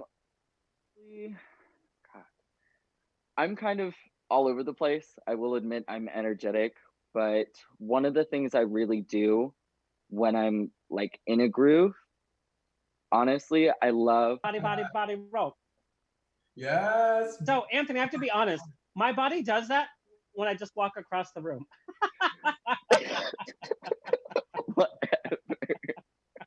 I'm teasing. I'm done. That's hilarious. Anthony, can you play a little quarantine and chill rapid fire with us? Absolutely. Strangest thing that you've done since being self-quarantined? No, not necessarily hooking up. How much toilet paper do you have? Okay, not me, but family has a stockpile over here. Oh my God! Oh. Literally, there's I bought like a 4 mini roll today. 4. Oh, okay. So you guys are recording. That's fine. If you could sneak out right now, where would you go? Paddock Mansion. That's up in Portland. Okay. It's a beautiful view, and you get an entire view of the entire city. Oh, that's cute. Sorry, Celebrity kind you of would a want to hopeless share your romantic. quarantine bed with? Okay, so You checked if there was anyone around. Yeah. Tatum? No, I'm just kind of shook. Who? Channing Tatum. Even if he's an old man, back in his days, he was fucking sexy. What is that? That is the second time. That's the second Channing Tatum. I'm sending this to him. I'm gonna be like, okay, here's Not even on my top like 20. Even at the club or whatever. What's the kind of the strangest fan comment or strangest request that you've received? Oh my God. Okay. So somebody decided to ask me, they were all like, how much would you pay, or how much would it cost you to urinate or, number 2 on me? And I No, was like, no. no, not happening. I was like, I'm sorry, that's so not happening. No. No. Nick, have you ever had a weird comment like that? Yeah, I call that a code 47. You got codes for him? Oh my God. I have all my responses. Nick, stand closer to the microphone. What? Stand closer to the microphone. How close do you want me? Ooh. So I can hear your high-pitched voice. Oh God. No, I get questions on What's a code 47? I don't even know what that is. I know, right? I was like, wait, there's codes for it? That's what that means. No. Everybody, like, I use it actually to do my Instagram, because you can see what people their fetishes are, and you can kind of like forward your Instagram. No, will I not take a piss in a cup on Instagram? But like, I'm looking at this shit and I'm like, oh, this person wants to see feet. 18 other people want to see feet, so there will be foot in my next picture. You know? Oh, no way. Those weird so comments. awkward. All right. You listen to. All right, Anthony, it's such a pleasure. Thank you for coming to visit us from Portland, by the way. Can you tell so our much. viewers and listeners where they can give you a tip? Just the tip. Just the tip. Okay. So Venmo is savage_Anthony69. Same. All right, I have to tell you guys, look at his social media, because it's full, like I said, it's full of sexy stuff, but there's like modeling stuff and there's some dorky stuff. I love a hot nerd. I'm definitely a little bit of a bag of Skittles, or a trail mix, as you could say. A healthy mix of everything. Yeah, well, Anthony, and I have to say, Nick Masc, Stag is not too far. It's in Portland. We need to go visit. No, I love it. I didn't even know it was like a full, like you have nudity in there. I didn't know that. To my surprise, I had no clue. Yes, you We're can. gonna come see you. It would be Thank fun. you, Anthony. Thank you. Have a Okay, wonderful our next night, guys. guest. Thank you. Our next guest from San Diego, Jay, aka King Stefan, was born and raised in San Diego, a Virgo, a Latino, which all you have to do is say that and I'm sold. Dancing all of his life. He loves go-go dancing for entertainment. Also likes making a little money. He has graced the covers of magazines. He has been one of my favorites on Instagram longer than I signed up for Instagram. Please welcome to the show, King Stefan. Hey guys. I didn't know you guys were going to come. How are you? Quarantine and how are y'all? Yeah, you have to tilt the camera a little up so we can see your beautiful face. You see me now? Is your camera used to being tilted a little bit farther down? I don't know. Maybe I can turn it to the side so you guys can get a full view. How's that? There we go. No. There we I have go. to keep it up. So, What's King up, guys? Stefan, I have to ask you, hey, you have such a certain style and a swag. How did you like create your brand, your style? Is it just you, or is it intentional? Like, what's happening? I would say most of my brand, my style is like, it's just me being myself, really. The King aspect comes from my real name, so I just kind of ran with that. My name is Jabril Stephon Jordan. Jabril is in the Bible, so is Stephon, which means a crown, and Jordan is the river of Jordan. So I kind of just ran with it. I like that. Well, I have to tell you, if you're in the Bible, I'll reread that. Okay. How has your go-go dancing changed the most since you first hit the scene? You said you missed my dancing? No. How has your dancing style changed the most since you first kind of like hit the scene? I would say it's changed a lot over time because I was so used to like hip hop at first, and like now that I've danced in Latin clubs, I've danced EDM, house music, so I've definitely picked up a lot of different styles over time. Yeah. I have to ask, we see a lot of you. We see a lot of skin on social media and at the clubs. I have to tell you, if you ever go to San Diego, you have to see King Stefan dance. It's amazing. But how are you most different than the persona that we see at the clubs, on social media?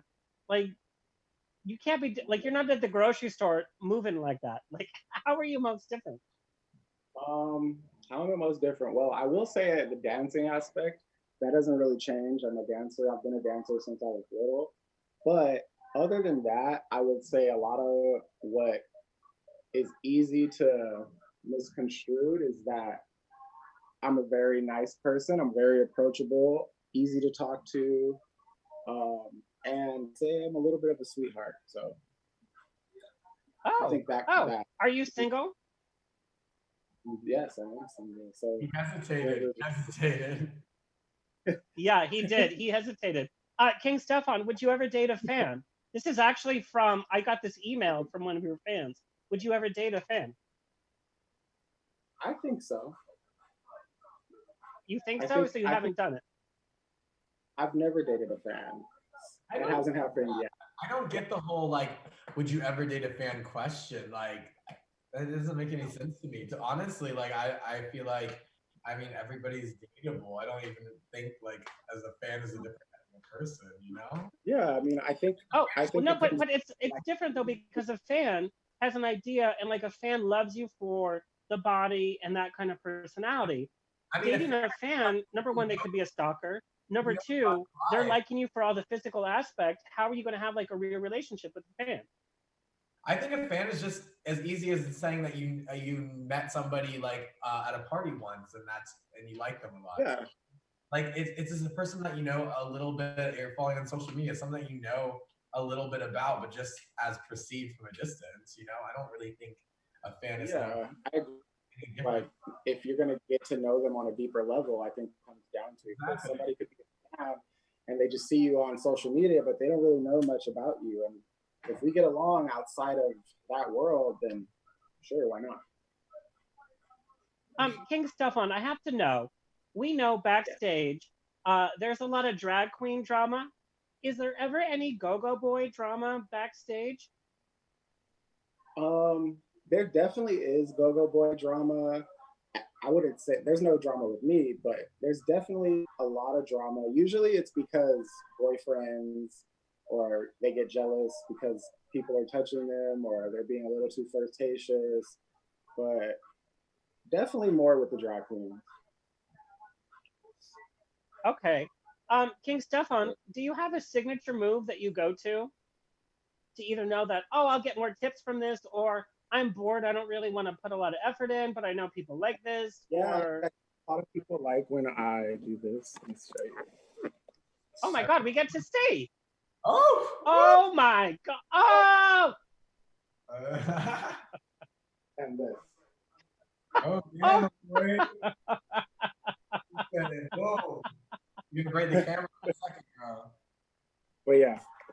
Is that So a I think a dance lot of- move, or are we just having an earthquake? I don't know. I'm into It's hilarious. Wow, King Stefan, are you? And it's so weird that you're single. Why is that weird? it just means he's not settling. Like, Jesus. Oh, well, we're all settling now because we're stuck with our neighbors. King Stefan, are you ready to play Quarantine and Chill Rapid Fire?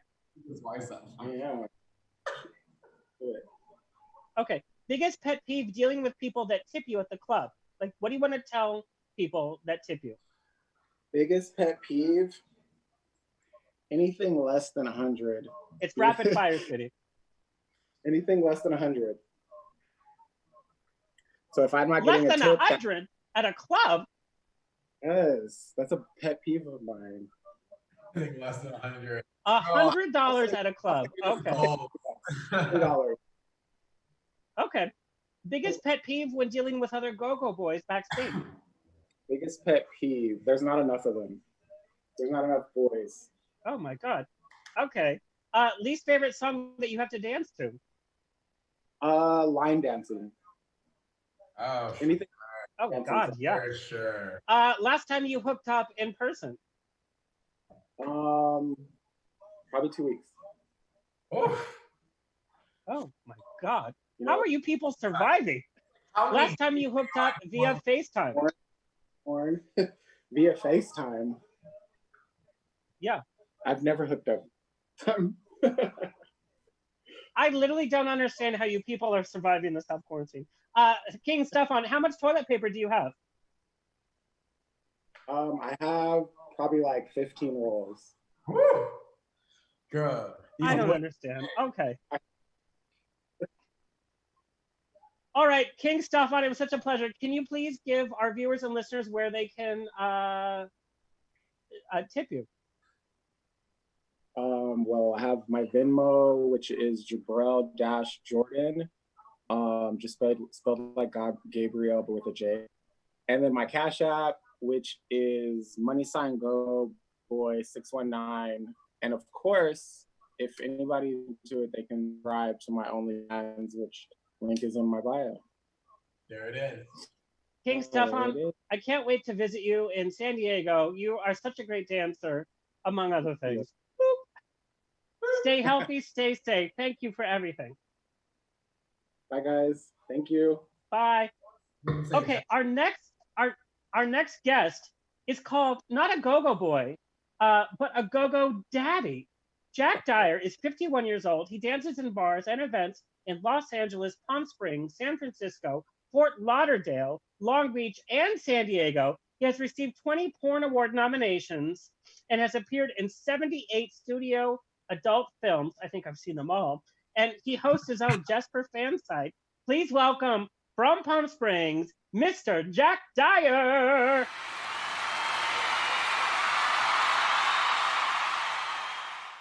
Jack, how are you? I'm well, thanks. How you doing, babe? I'm good. So, Palm Springs is like my second home. I've heard that they're like boarding up stores and all that. Is that a little scary to be around?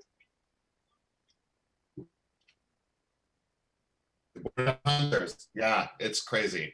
It's only two places that are boarded up right now. So it's Hunters and like one of the makeup stores downtown. Well, those are the only two places I go to when I'm in Palm Springs, is Hunters and the makeup store. Not real. There's that, priorities. Yeah. What's that, Nick? I heard that they won't let people travel into Palm Springs. Is that like true, or is that like a myth? No. Nick, get closer to the microphone, sweetie. I said I heard that they don't let people travel to Palm Springs, like into Palm Springs. Is that a myth? I heard something about that. Nothing? No? Can you not hear me? Can you not hear me? We're at the mercy of Zoom. Okay, what's up? Jack. I'm Just sorry. Jack, where are you? Jack, come back. Jack, come back. Oh my God, it's like Titanic. Jack, come back. All right, I love that. I said I heard that there was they wouldn't let people travel to Palm Springs. Is that true? I don't know if that was like a myth or not, or a rumor.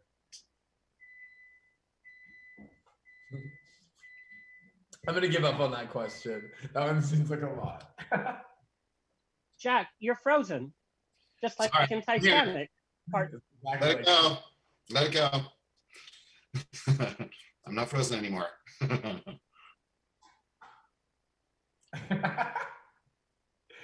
You're a little frozen. I'll be honest.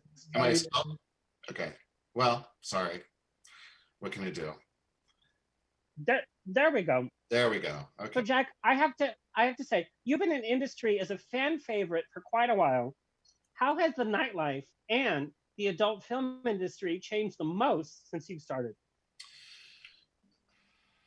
Well, you know, it's been such a finite period of time that I've been in all of this. I've only been in this all for a year and a half. I didn't do my first scene till I was 50.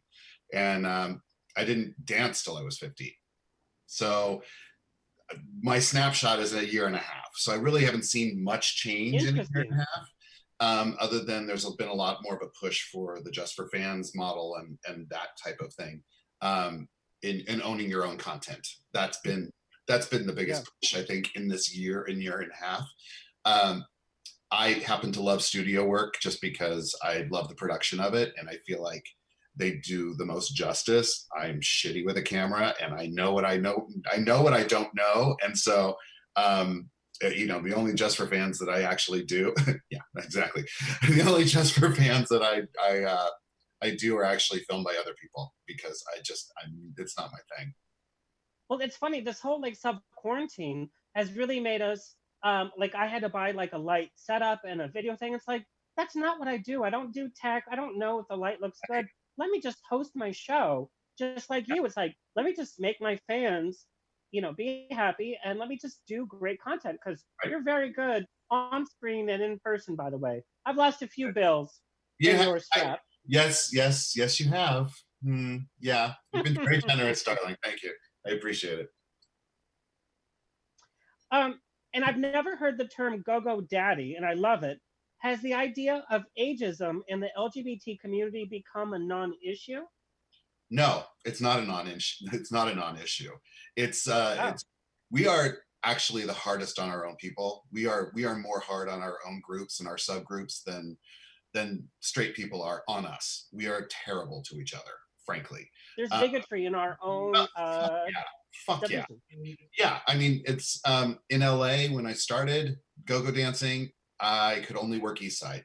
Could never, ever, ever work West Side. They would never let you go there. So I was always at Fault Line or at the Eagle, or I would head downtown where it's a bit more alt.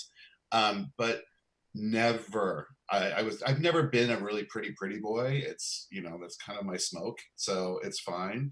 But it just, there is definite segregation that happens in this. I'm primed for Palm Springs, baby, because I'm chicken here. Do you remember the first time that you were called daddy? Did you feel flattered, or were you like, what? Well, daddy in a gay way, it was you know, I am a daddy, I am a father, so I heard it from a child, which was very different than others. But awkward. There's that moment, and it wasn't sexual at all. But I would have to say, yeah, at first it was a little off-putting because I didn't feel like I was old enough to be a daddy. And now when I see younger guys being called daddy, it pisses me off because it's like, I've earned this shit. This is my category. I'm in it. Just because you're 30 years old does not mean you're a daddy. Not at all. Interesting. One of my best friends. One of my best friends is Sylvia Sade from the straight adult film world. Yeah. And she only does MILF porn. Yeah. And it's so weird because she's younger than I am. And it's like, what? So Nick Masc, I have to ask you, you know, we're talking about all these diversity. You know, you have the reputation, you're Mr. West Hollywood. Nick Masc, have you ever dated outside these kind of like zones and these labels? Honestly, I kind of have a diverse type. I've only had 4 boyfriends now. gotta count them now. 4 boyfriends over my life, and I think one was in medical school. One was a blonde boy who was an environmental lobbyist, and then one was a party host promoter who was like very tan and whatever, you know who he is. And like the one I'm dating now, it's like he's an inspiring actor, and it's like all these little like things that are like, so it would be like in a different category, or kind of just like I have my own category, I guess. I categorize people how I what boxes they check, and if they check certain boxes, that's the category I want to be in. Let's just be real. Yeah, but that's weird to think of people like as categories and checks. True. I mean, like, yeah, but I mean, like, I think our minds just automatically, they say something about your mind judges a moment after 3 seconds after seeing a person, whether you're going to want to be friends with that person. And the thing is, I think our minds judge whether or not we judge it in a category or not. I mean, like, we see people. And I have to say that that's very interesting. And Jack, I would love your take on this. You know, the discussion has been like on Grindr, people say, I'm not into this, I'm not into that. And people say, well, that's racist, or, you know, you should support bigger guys or older guys, whatever. So, but my thing is like, you like what you like. I don't think it's really about, you know, I think it's just like what you like, but there's a kindness about telling people what you like, you know? So I totally agree with you, because I don't think it's racist or whatever. Grindr is literally a menu of what you're ordering from menu. When I order a cheeseburger, I don't order tomatoes or onions, no matter what happens. Like, I just will never have that. There's no harm in that. But what I've had to say, and Nick, since, you know, you're young and then whatever, what I've learned from my own personal gay experience is that tastes change, experiences change, what you find sexy changes. It's not just physical, it's emotional and all that kind of stuff.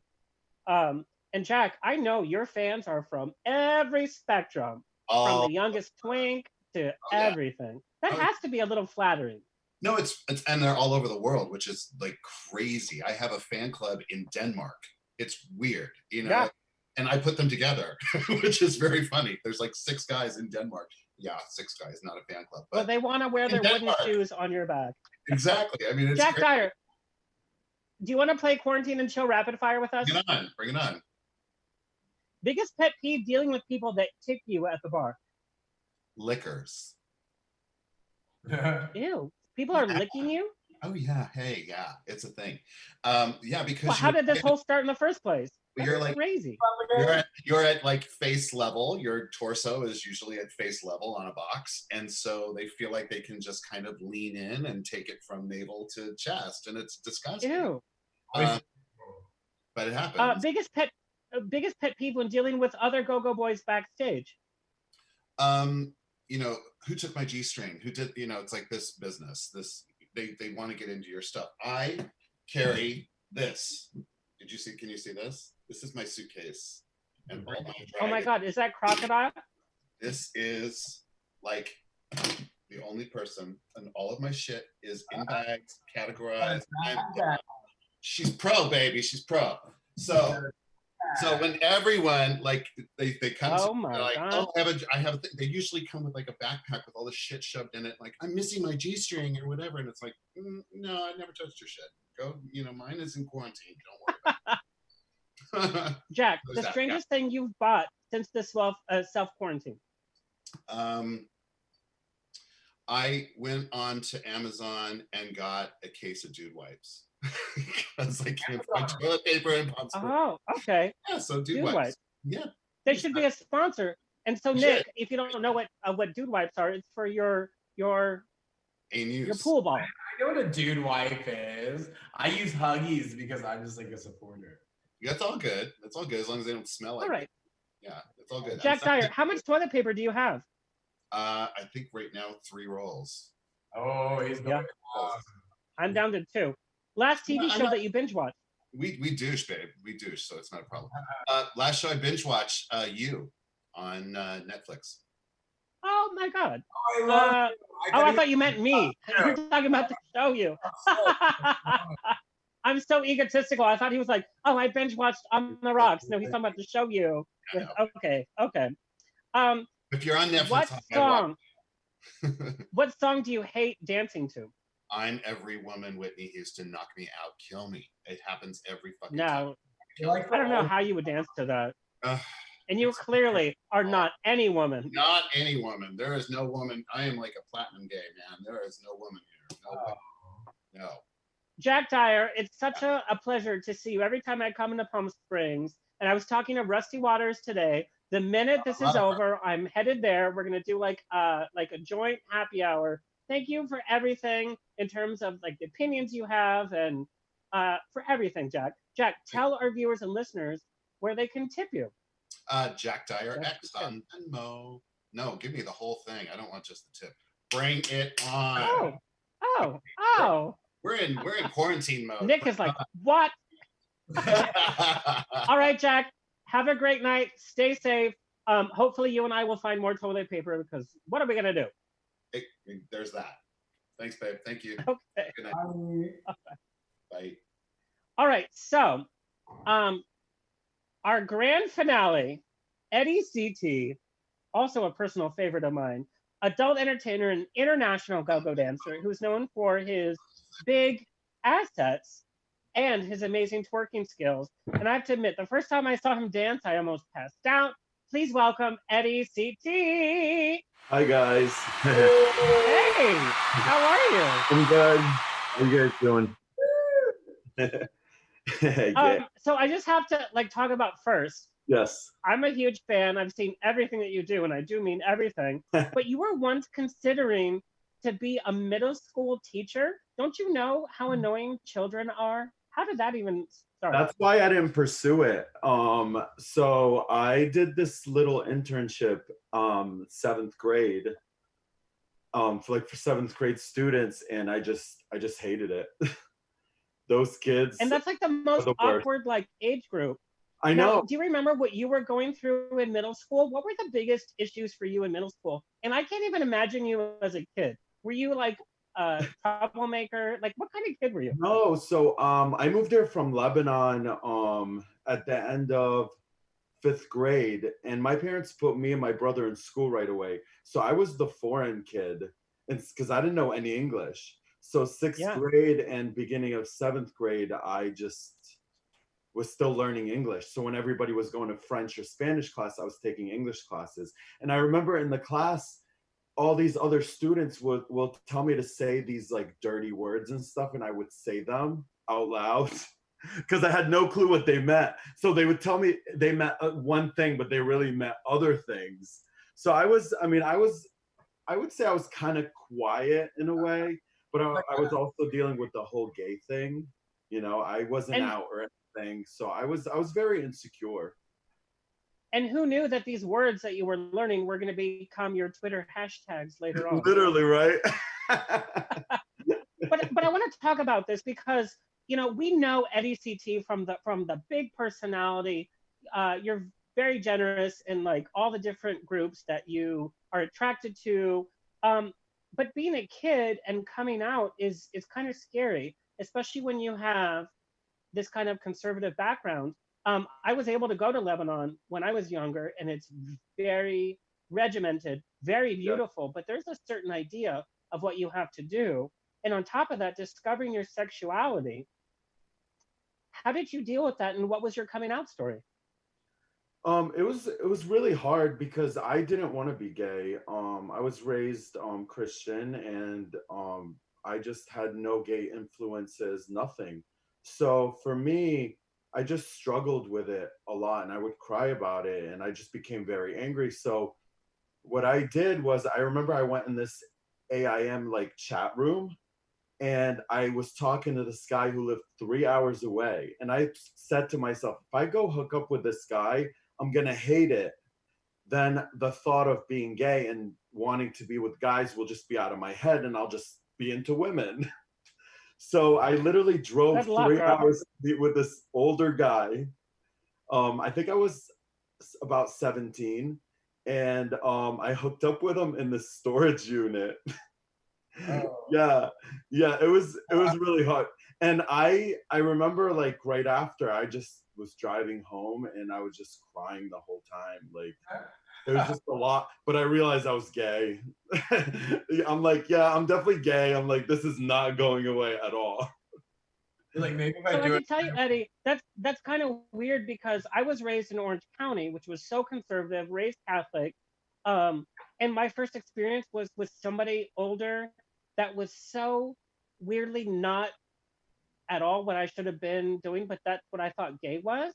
And it was so creepy and weird that I couldn't enjoy it. So when I actually did it, I had such guilt and such weird feelings because it was not obviously what I'm doing now. And it was kind of creepy.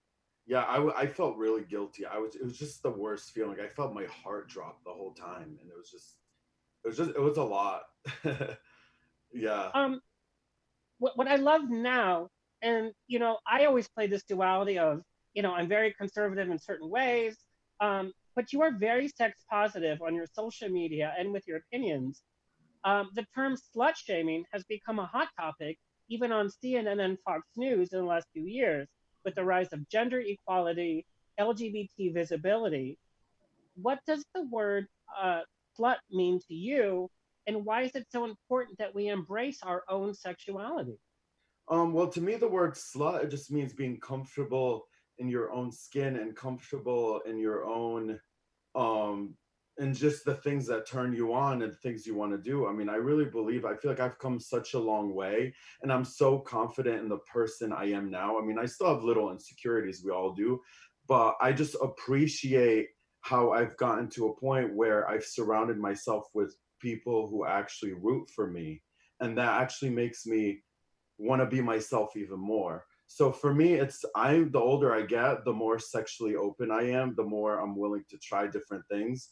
And honestly, I don't really have people who shame me. I think when people see how confident you are in your own skin and how happy you are because of that, because you're Yeah. not worried about what other people think, I think they admire you, and the ones that actually do try to be negative towards you, they're just jealous and they just wish they can be that way. So I kind of feel for those people because those people are still insecure, because I was there too. I mean, when I was younger, I was kind of scared of certain people, and like even in high school, like I wasn't out, but the only gay guy who was out, I did not like him. But it was because I was insecure and I wished I could be like that. And like down the road, like couple of years after I came out, we actually had this conversation and laughed about it, because I told him the reason. I'm like, I realized that the reason why I didn't like you was because I was scared, and I kind of admired who you were, and that's someone who I couldn't be. So That's so weird. I went through that same thing through high school. yeah. I was part of a group that like made fun of all the gay guys, and there was this one gay guy who was like, "I'm gay. I went to Catholic high school." Looking back, number one, what courage he had. Number two, he was so hot. Why didn't I just do that? Right? Yeah, and I had So I want to so know. many opportunities too in high school where like these closeted guys would say things to me and kind of like want to hook up. But looking back at the Did time, you I always just have shut this it down. booty? Huh? Did I what? Did you always have this booty? My booty was always, my ass was always thick, but the fullness, I think over time, I kind of built that, but it was always wide. I mean, genetically, like we have wide big asses, but the fullness, I kind of like built that. On the camera yet, girl. Yeah. Huh? You didn't show the camera yet, girl. What is Nick, it? get close to the microphone. So Eddie, Yeah. and Eddie, and I'm going to ask you, Nick, the same question. What are the biggest misconceptions that people have about you when they actually meet you face to face? A lot of people think I'm not approachable for some reason, just by looking at my pictures. I think I've seen you people, perform 3 times, and I was so scared to even say hello. and honestly, that kind of upsets me, because I don't want anybody to feel that way. Like I would talk to anybody, and I just want to be approachable for anybody, and I love when people come up and talk to me. But yeah, like that's the thing. I think it's because of maybe my whole like look. I want to be muscular. I want to look a certain way, so people automatically. And it's the energy. When you dance, you have this energy that is so powerful and passionate. It's. Thank you. I love go-go dancing. For me, like I was hearing you ask people what their pet peeves are about other go-go dancers. I think the go-go dancers that don't interact and don't smile and they just up there like they think they're better than everyone. They don't want anyone touching them. I'm like, you're in the wrong environment. Because for me, I think my job as And a they're go-go so dancer not is to sexy. I enhance don't care how their big their experience. muscles are, how big Yeah. anything else is. Nick, Yeah. Nick Masc, what are some of the biggest misconceptions people have in meeting you? Because people meet you when you go, you know, globally with the Andrew Christian events. What are some of the biggest misconceptions? A lot of people, honestly, I get a lot of like that I'm not like approachable or I'm a douchebag. I think it was the faux hawk, honestly. I went through this phase where I was faux hawk for like 3 years. I'm pretty sure that was it. And I'm pretty sure I nailed that out now. I think Well, nobody should have a faux hog, so that's that. Everyone kind of like or a blowout. So it was. I think it was the faux hawk. I'm just Yeah. gonna get that made me unapproachable, and that was the misconception that I always got that I was unapproachable. Yeah, because I think it's just Eddie. that. Just seeing your pictures. I mean, I would think that too, but I mean, I know you and you're, you know, loud and laugh and we talk and we joke with each other. I love how you led with laugh. I mean, in a good way. Yeah, you're really loud and obnoxious in a good way. It's cool. Yeah, and a great, and that's what I like. But like just from pictures and stuff, I think, I mean, people would think you're not approachable or any of that. And I'm sure it's like that with all of us. A common misconception with a lot of like go-go boys, influencers, everyone like that. Like we put on this, you know, we put our best self forward when we go out there, and then like in front of everybody, we're trying to look good. And I think that comes off as okay, like he's trying to be a pretty boy, or he's better than now. I think it makes us unapproachable at some point. For sure, and it's like look sexy but not smile or not laugh. It's like it's a very like smize moment. Yeah.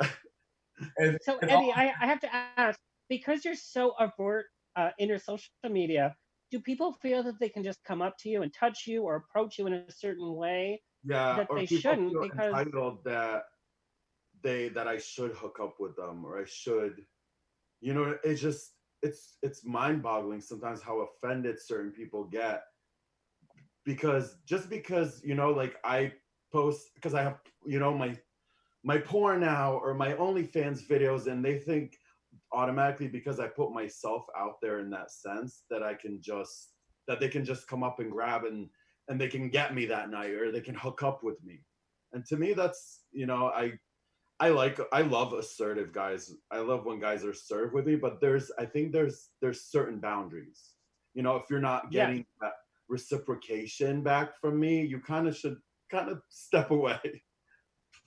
Eddie, is it hard to date Eddy Ceetee? No, I have a boyfriend. We're coming on 2 years. Yeah. Yeah. All right, let's end the show right now. Who cares? Yeah, right. I keep my like private life a little bit separate. I mean, we're open. I mean, we have a great relationship. We're both open. So I mean, that doesn't mean I don't hook up with people. But yeah, I've honestly never had issues dating people. People said, oh, when you start doing porn or you start doing this or that, you're gonna have a hard time. And I've never in all my relationships, like the guys I've dated, they're not dancers, they're not, you know, they're not porn stars. I tried to date guys who kind of have, I don't know, I mean, I would normal life, you know what I mean? Because I feel like for me, I want someone who's opposite of me because I want to learn from them. And I kind of, you know, just like they learn from me. I think you know what I mean? I tried dating someone who did what I did because I thought I needed that for them to understand me. Yes, and I know who you're talking about, by the way. Yeah. And it didn't work, but we're still very good friends. I could barely breathe every time, though. Okay. Yeah. Yeah. You know, so, I mean, I love dating guys who are normal in a sense and have regular jobs and, you know, we can come home and hang out and not need to like, I don't know, worry about like talking about dancing or doing, you know, porn or doing video, you know, I don't know. Well, and Nick Masc, you're dating somebody new. Do you think it's different this time around because you guys can't be going to the club? You know, you get all your events at nightclubs. You guys really have to focus on your relationship. It's not like nightlife is getting in between your new relationship. No, I actually, so it was weird. When I was in my last relationship, I felt kind of obligated to go out more than I actually wanted to. And that was someone in the same career field as me, actually. So it was like, I felt like I was working on my relationship and working at the same time. And I feel like now that I've settled down a little bit more and like started dating somebody new, it gives me a great opportunity just to literally just chill back and work on you know my relationship, work on that and everything like that. I actually feel like I have for the first time separated since I've been working in this field, separated my relationship and my personal life from my work life. Like I feel like by having someone who does something different from what I do, I've actually separated my personal life from work, and that's kind of freeing. It takes a lot of weight and stress off your shoulders. I agree. Yeah. Yeah. Eddie, I have to ask you. When I took 2 weeks to visit the world, I spent 2 weeks in Israel, which was 3 days in Lebanon, where you come from. Yes. It opened my mind to different things when I came back from the States. What were the biggest surprises you had about Americans when you came to live here and then had to learn our language? Good and bad. Like what were you surprised by? Honestly, when I came here, I realized how education is so far behind compared to Lebanon. Yeah. You know what I mean? I came here and I knew a lot of the stuff that I was learning already, that I was starting to learn here. I already knew it. You know what I mean? But and bad, I feel like the negatives of it is that I don't know. I feel like Lebanese people are very close. Like I have friends in Lebanon. I go to Lebanon every year. My mom lives there. The friends I have there, I see once a year, and I'm closer with them than most of my friends here that I see all the time. I think that sense of like, I don't know, family in a way. I think, you know what I mean? And closeness and how they'll do anything for you and they don't expect anything back. Yeah, it's a little bit I different. think that's amazing about, I feel like a lot of other countries, you know? So, but I mean, here, I've coming here, I mean, there's a lot more opportunities, you know, you're free to do whatever you want, you know, think whatever you want. And honestly, like I love Lebanon, but I'm glad I'm living here. I mean, we complain about a lot of things here, but you don't realize how much we have here till you have grown up in another country, you know, or visited another country. You know, I go back to Lebanon, but also we take things for granted here, because I go back to Lebanon and like people have so much less than we have here, and they're so happy. But they're happier. They're so happy. It's crazy to me. You know, and it kind of like, I've never seen a family humble coming back, you know, and appreciate what I have here, you know.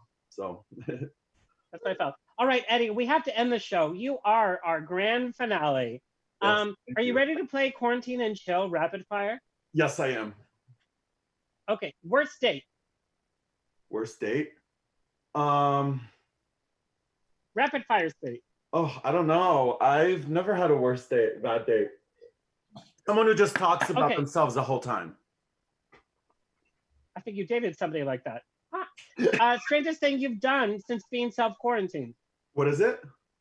What was the question? Strangest thing you've done since being self-quarantined. Jerk off with people online. Okay. How many times have you showered this week? I shower twice a day. In the morning. Even now? Huh? Even now? Yeah, I get up, shower, then I shower again at night. I don't know why. I know. What food have you binge eaten the most that you don't usually binge eat?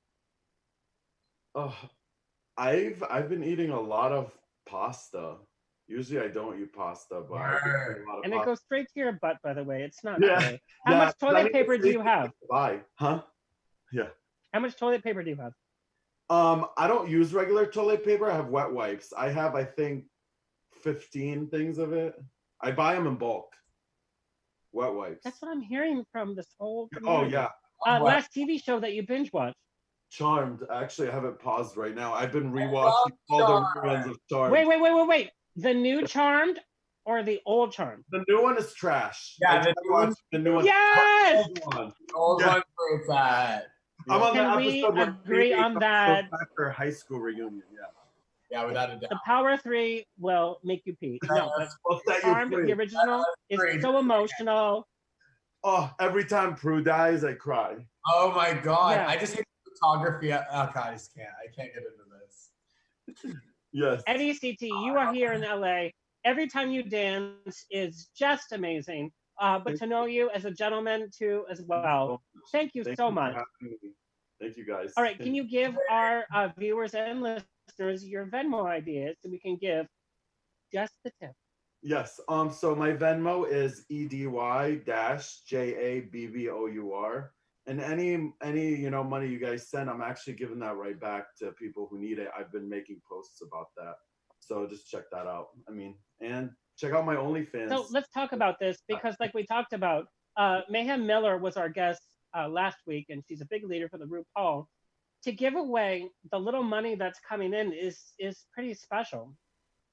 Yeah, I mean, I'm not rich in any way, but I feel like I'm doing kind of okay right now for now. So I feel like I've been getting a lot of messages from people, and I'm like, the little bit I can help people out with, I guess I'll do it. You know what I mean? So I posted on my Twitter and on my Instagram, people writing their little stories and stuff, and I'm reposting people's posts, because I can only send out so much. So if you guys see on my story, like someone's, with something that someone wanted help with, you guys can just send to their Venmo too. So, or Cash App. That's amazing. Eddie, thank you so much. I wanted you to be our grand finale because you're one of my favorite people. Thank you so much. I really appreciate you guys having me on. I had so much fun. Stay healthy, and we'll see you soon. You guys too. Bye. Nick. Bye. All right, Nick, can you imagine? We went way over our time. Poor Kurt is having to introduce Go-Go Boys and go home to his wife. Nick. Yes. How do you feel after hearing all these stories? Oh my God. No. So I started off, I think everyone started as kind of a go-go boy. And I started off Get closer to the microphone, sweetie. Oh, I'm sorry. So I kind of started off as a go-go boy. So hearing all the same, them answer all the questions, it's like, yeah, I completely understand, because literally my answers are the same exact as their answers, every single time. And I don't think it really changes either over time. I feel it's weird to say, but everybody I feel like goes through the same thing in their own pedestal in their own little life. Everyone has those dislikes and likes, and they seem to be similar at the very end of the day. Honestly, I feel like everyone kind of relates on that level, the way people are treated, the way what they've been doing, what they're going through right now. It's I don't know, it's rambling, but I said to my boyfriend actually the other day, I was like, it's so weird to me right now, especially you're asking me have you done FaceTime sex? What things have changed? You're not in studio right now. That's changed. We've all had to adapt. And I think it's weird that I sit here and I have to be every time someone messages me or comments on something, I'm like, how are you holding up? No matter where you are in the world, who you are. And that just brings us back to right now we're dealing with something that everyone has to deal with, and everyone has the same problem right now. And it's hearing how people treat it and seeing actually how people are reacting in the situation they're in is just it's a learning experience, because you're I feel the it's so different, because it's not like, oh, I'll see you at the club tomorrow. It's like, hey, I wanted to reach out because I missed you. All these go-go boys are out of a job now. A lot of them are out of a job, and it's just that's why we're doing this special feature. And I have to tell you guys, we have to give a little honor to Kurt, our engineer, because he's still at the studio with all of these people. Usually we have 4 to 5 people per show. He's doing this overtime, whatever. So Thank we you. love our straight allies, which is you, Kurt. Kurt, are you still there? Yes, I am. Can you hear me? Actually went home. Yeah. Yeah, I'm still here. Thank you Are so ready much, to go Alexander. home to your wife? Yeah, I am. She's gonna make me a pizza, actually, homemade. Yeah. Okay. Nick Masc, what is your Venmo? Don't even worry about that. I don't even use it. So that's just me. I probably just spend it on more Hot Pockets anyway, so it's better. It's better off. All right, Nick. so fun having you. I wish we were together in the studio because it's always a good time. Oh, so fun. Kurt, I cannot thank you enough for being there.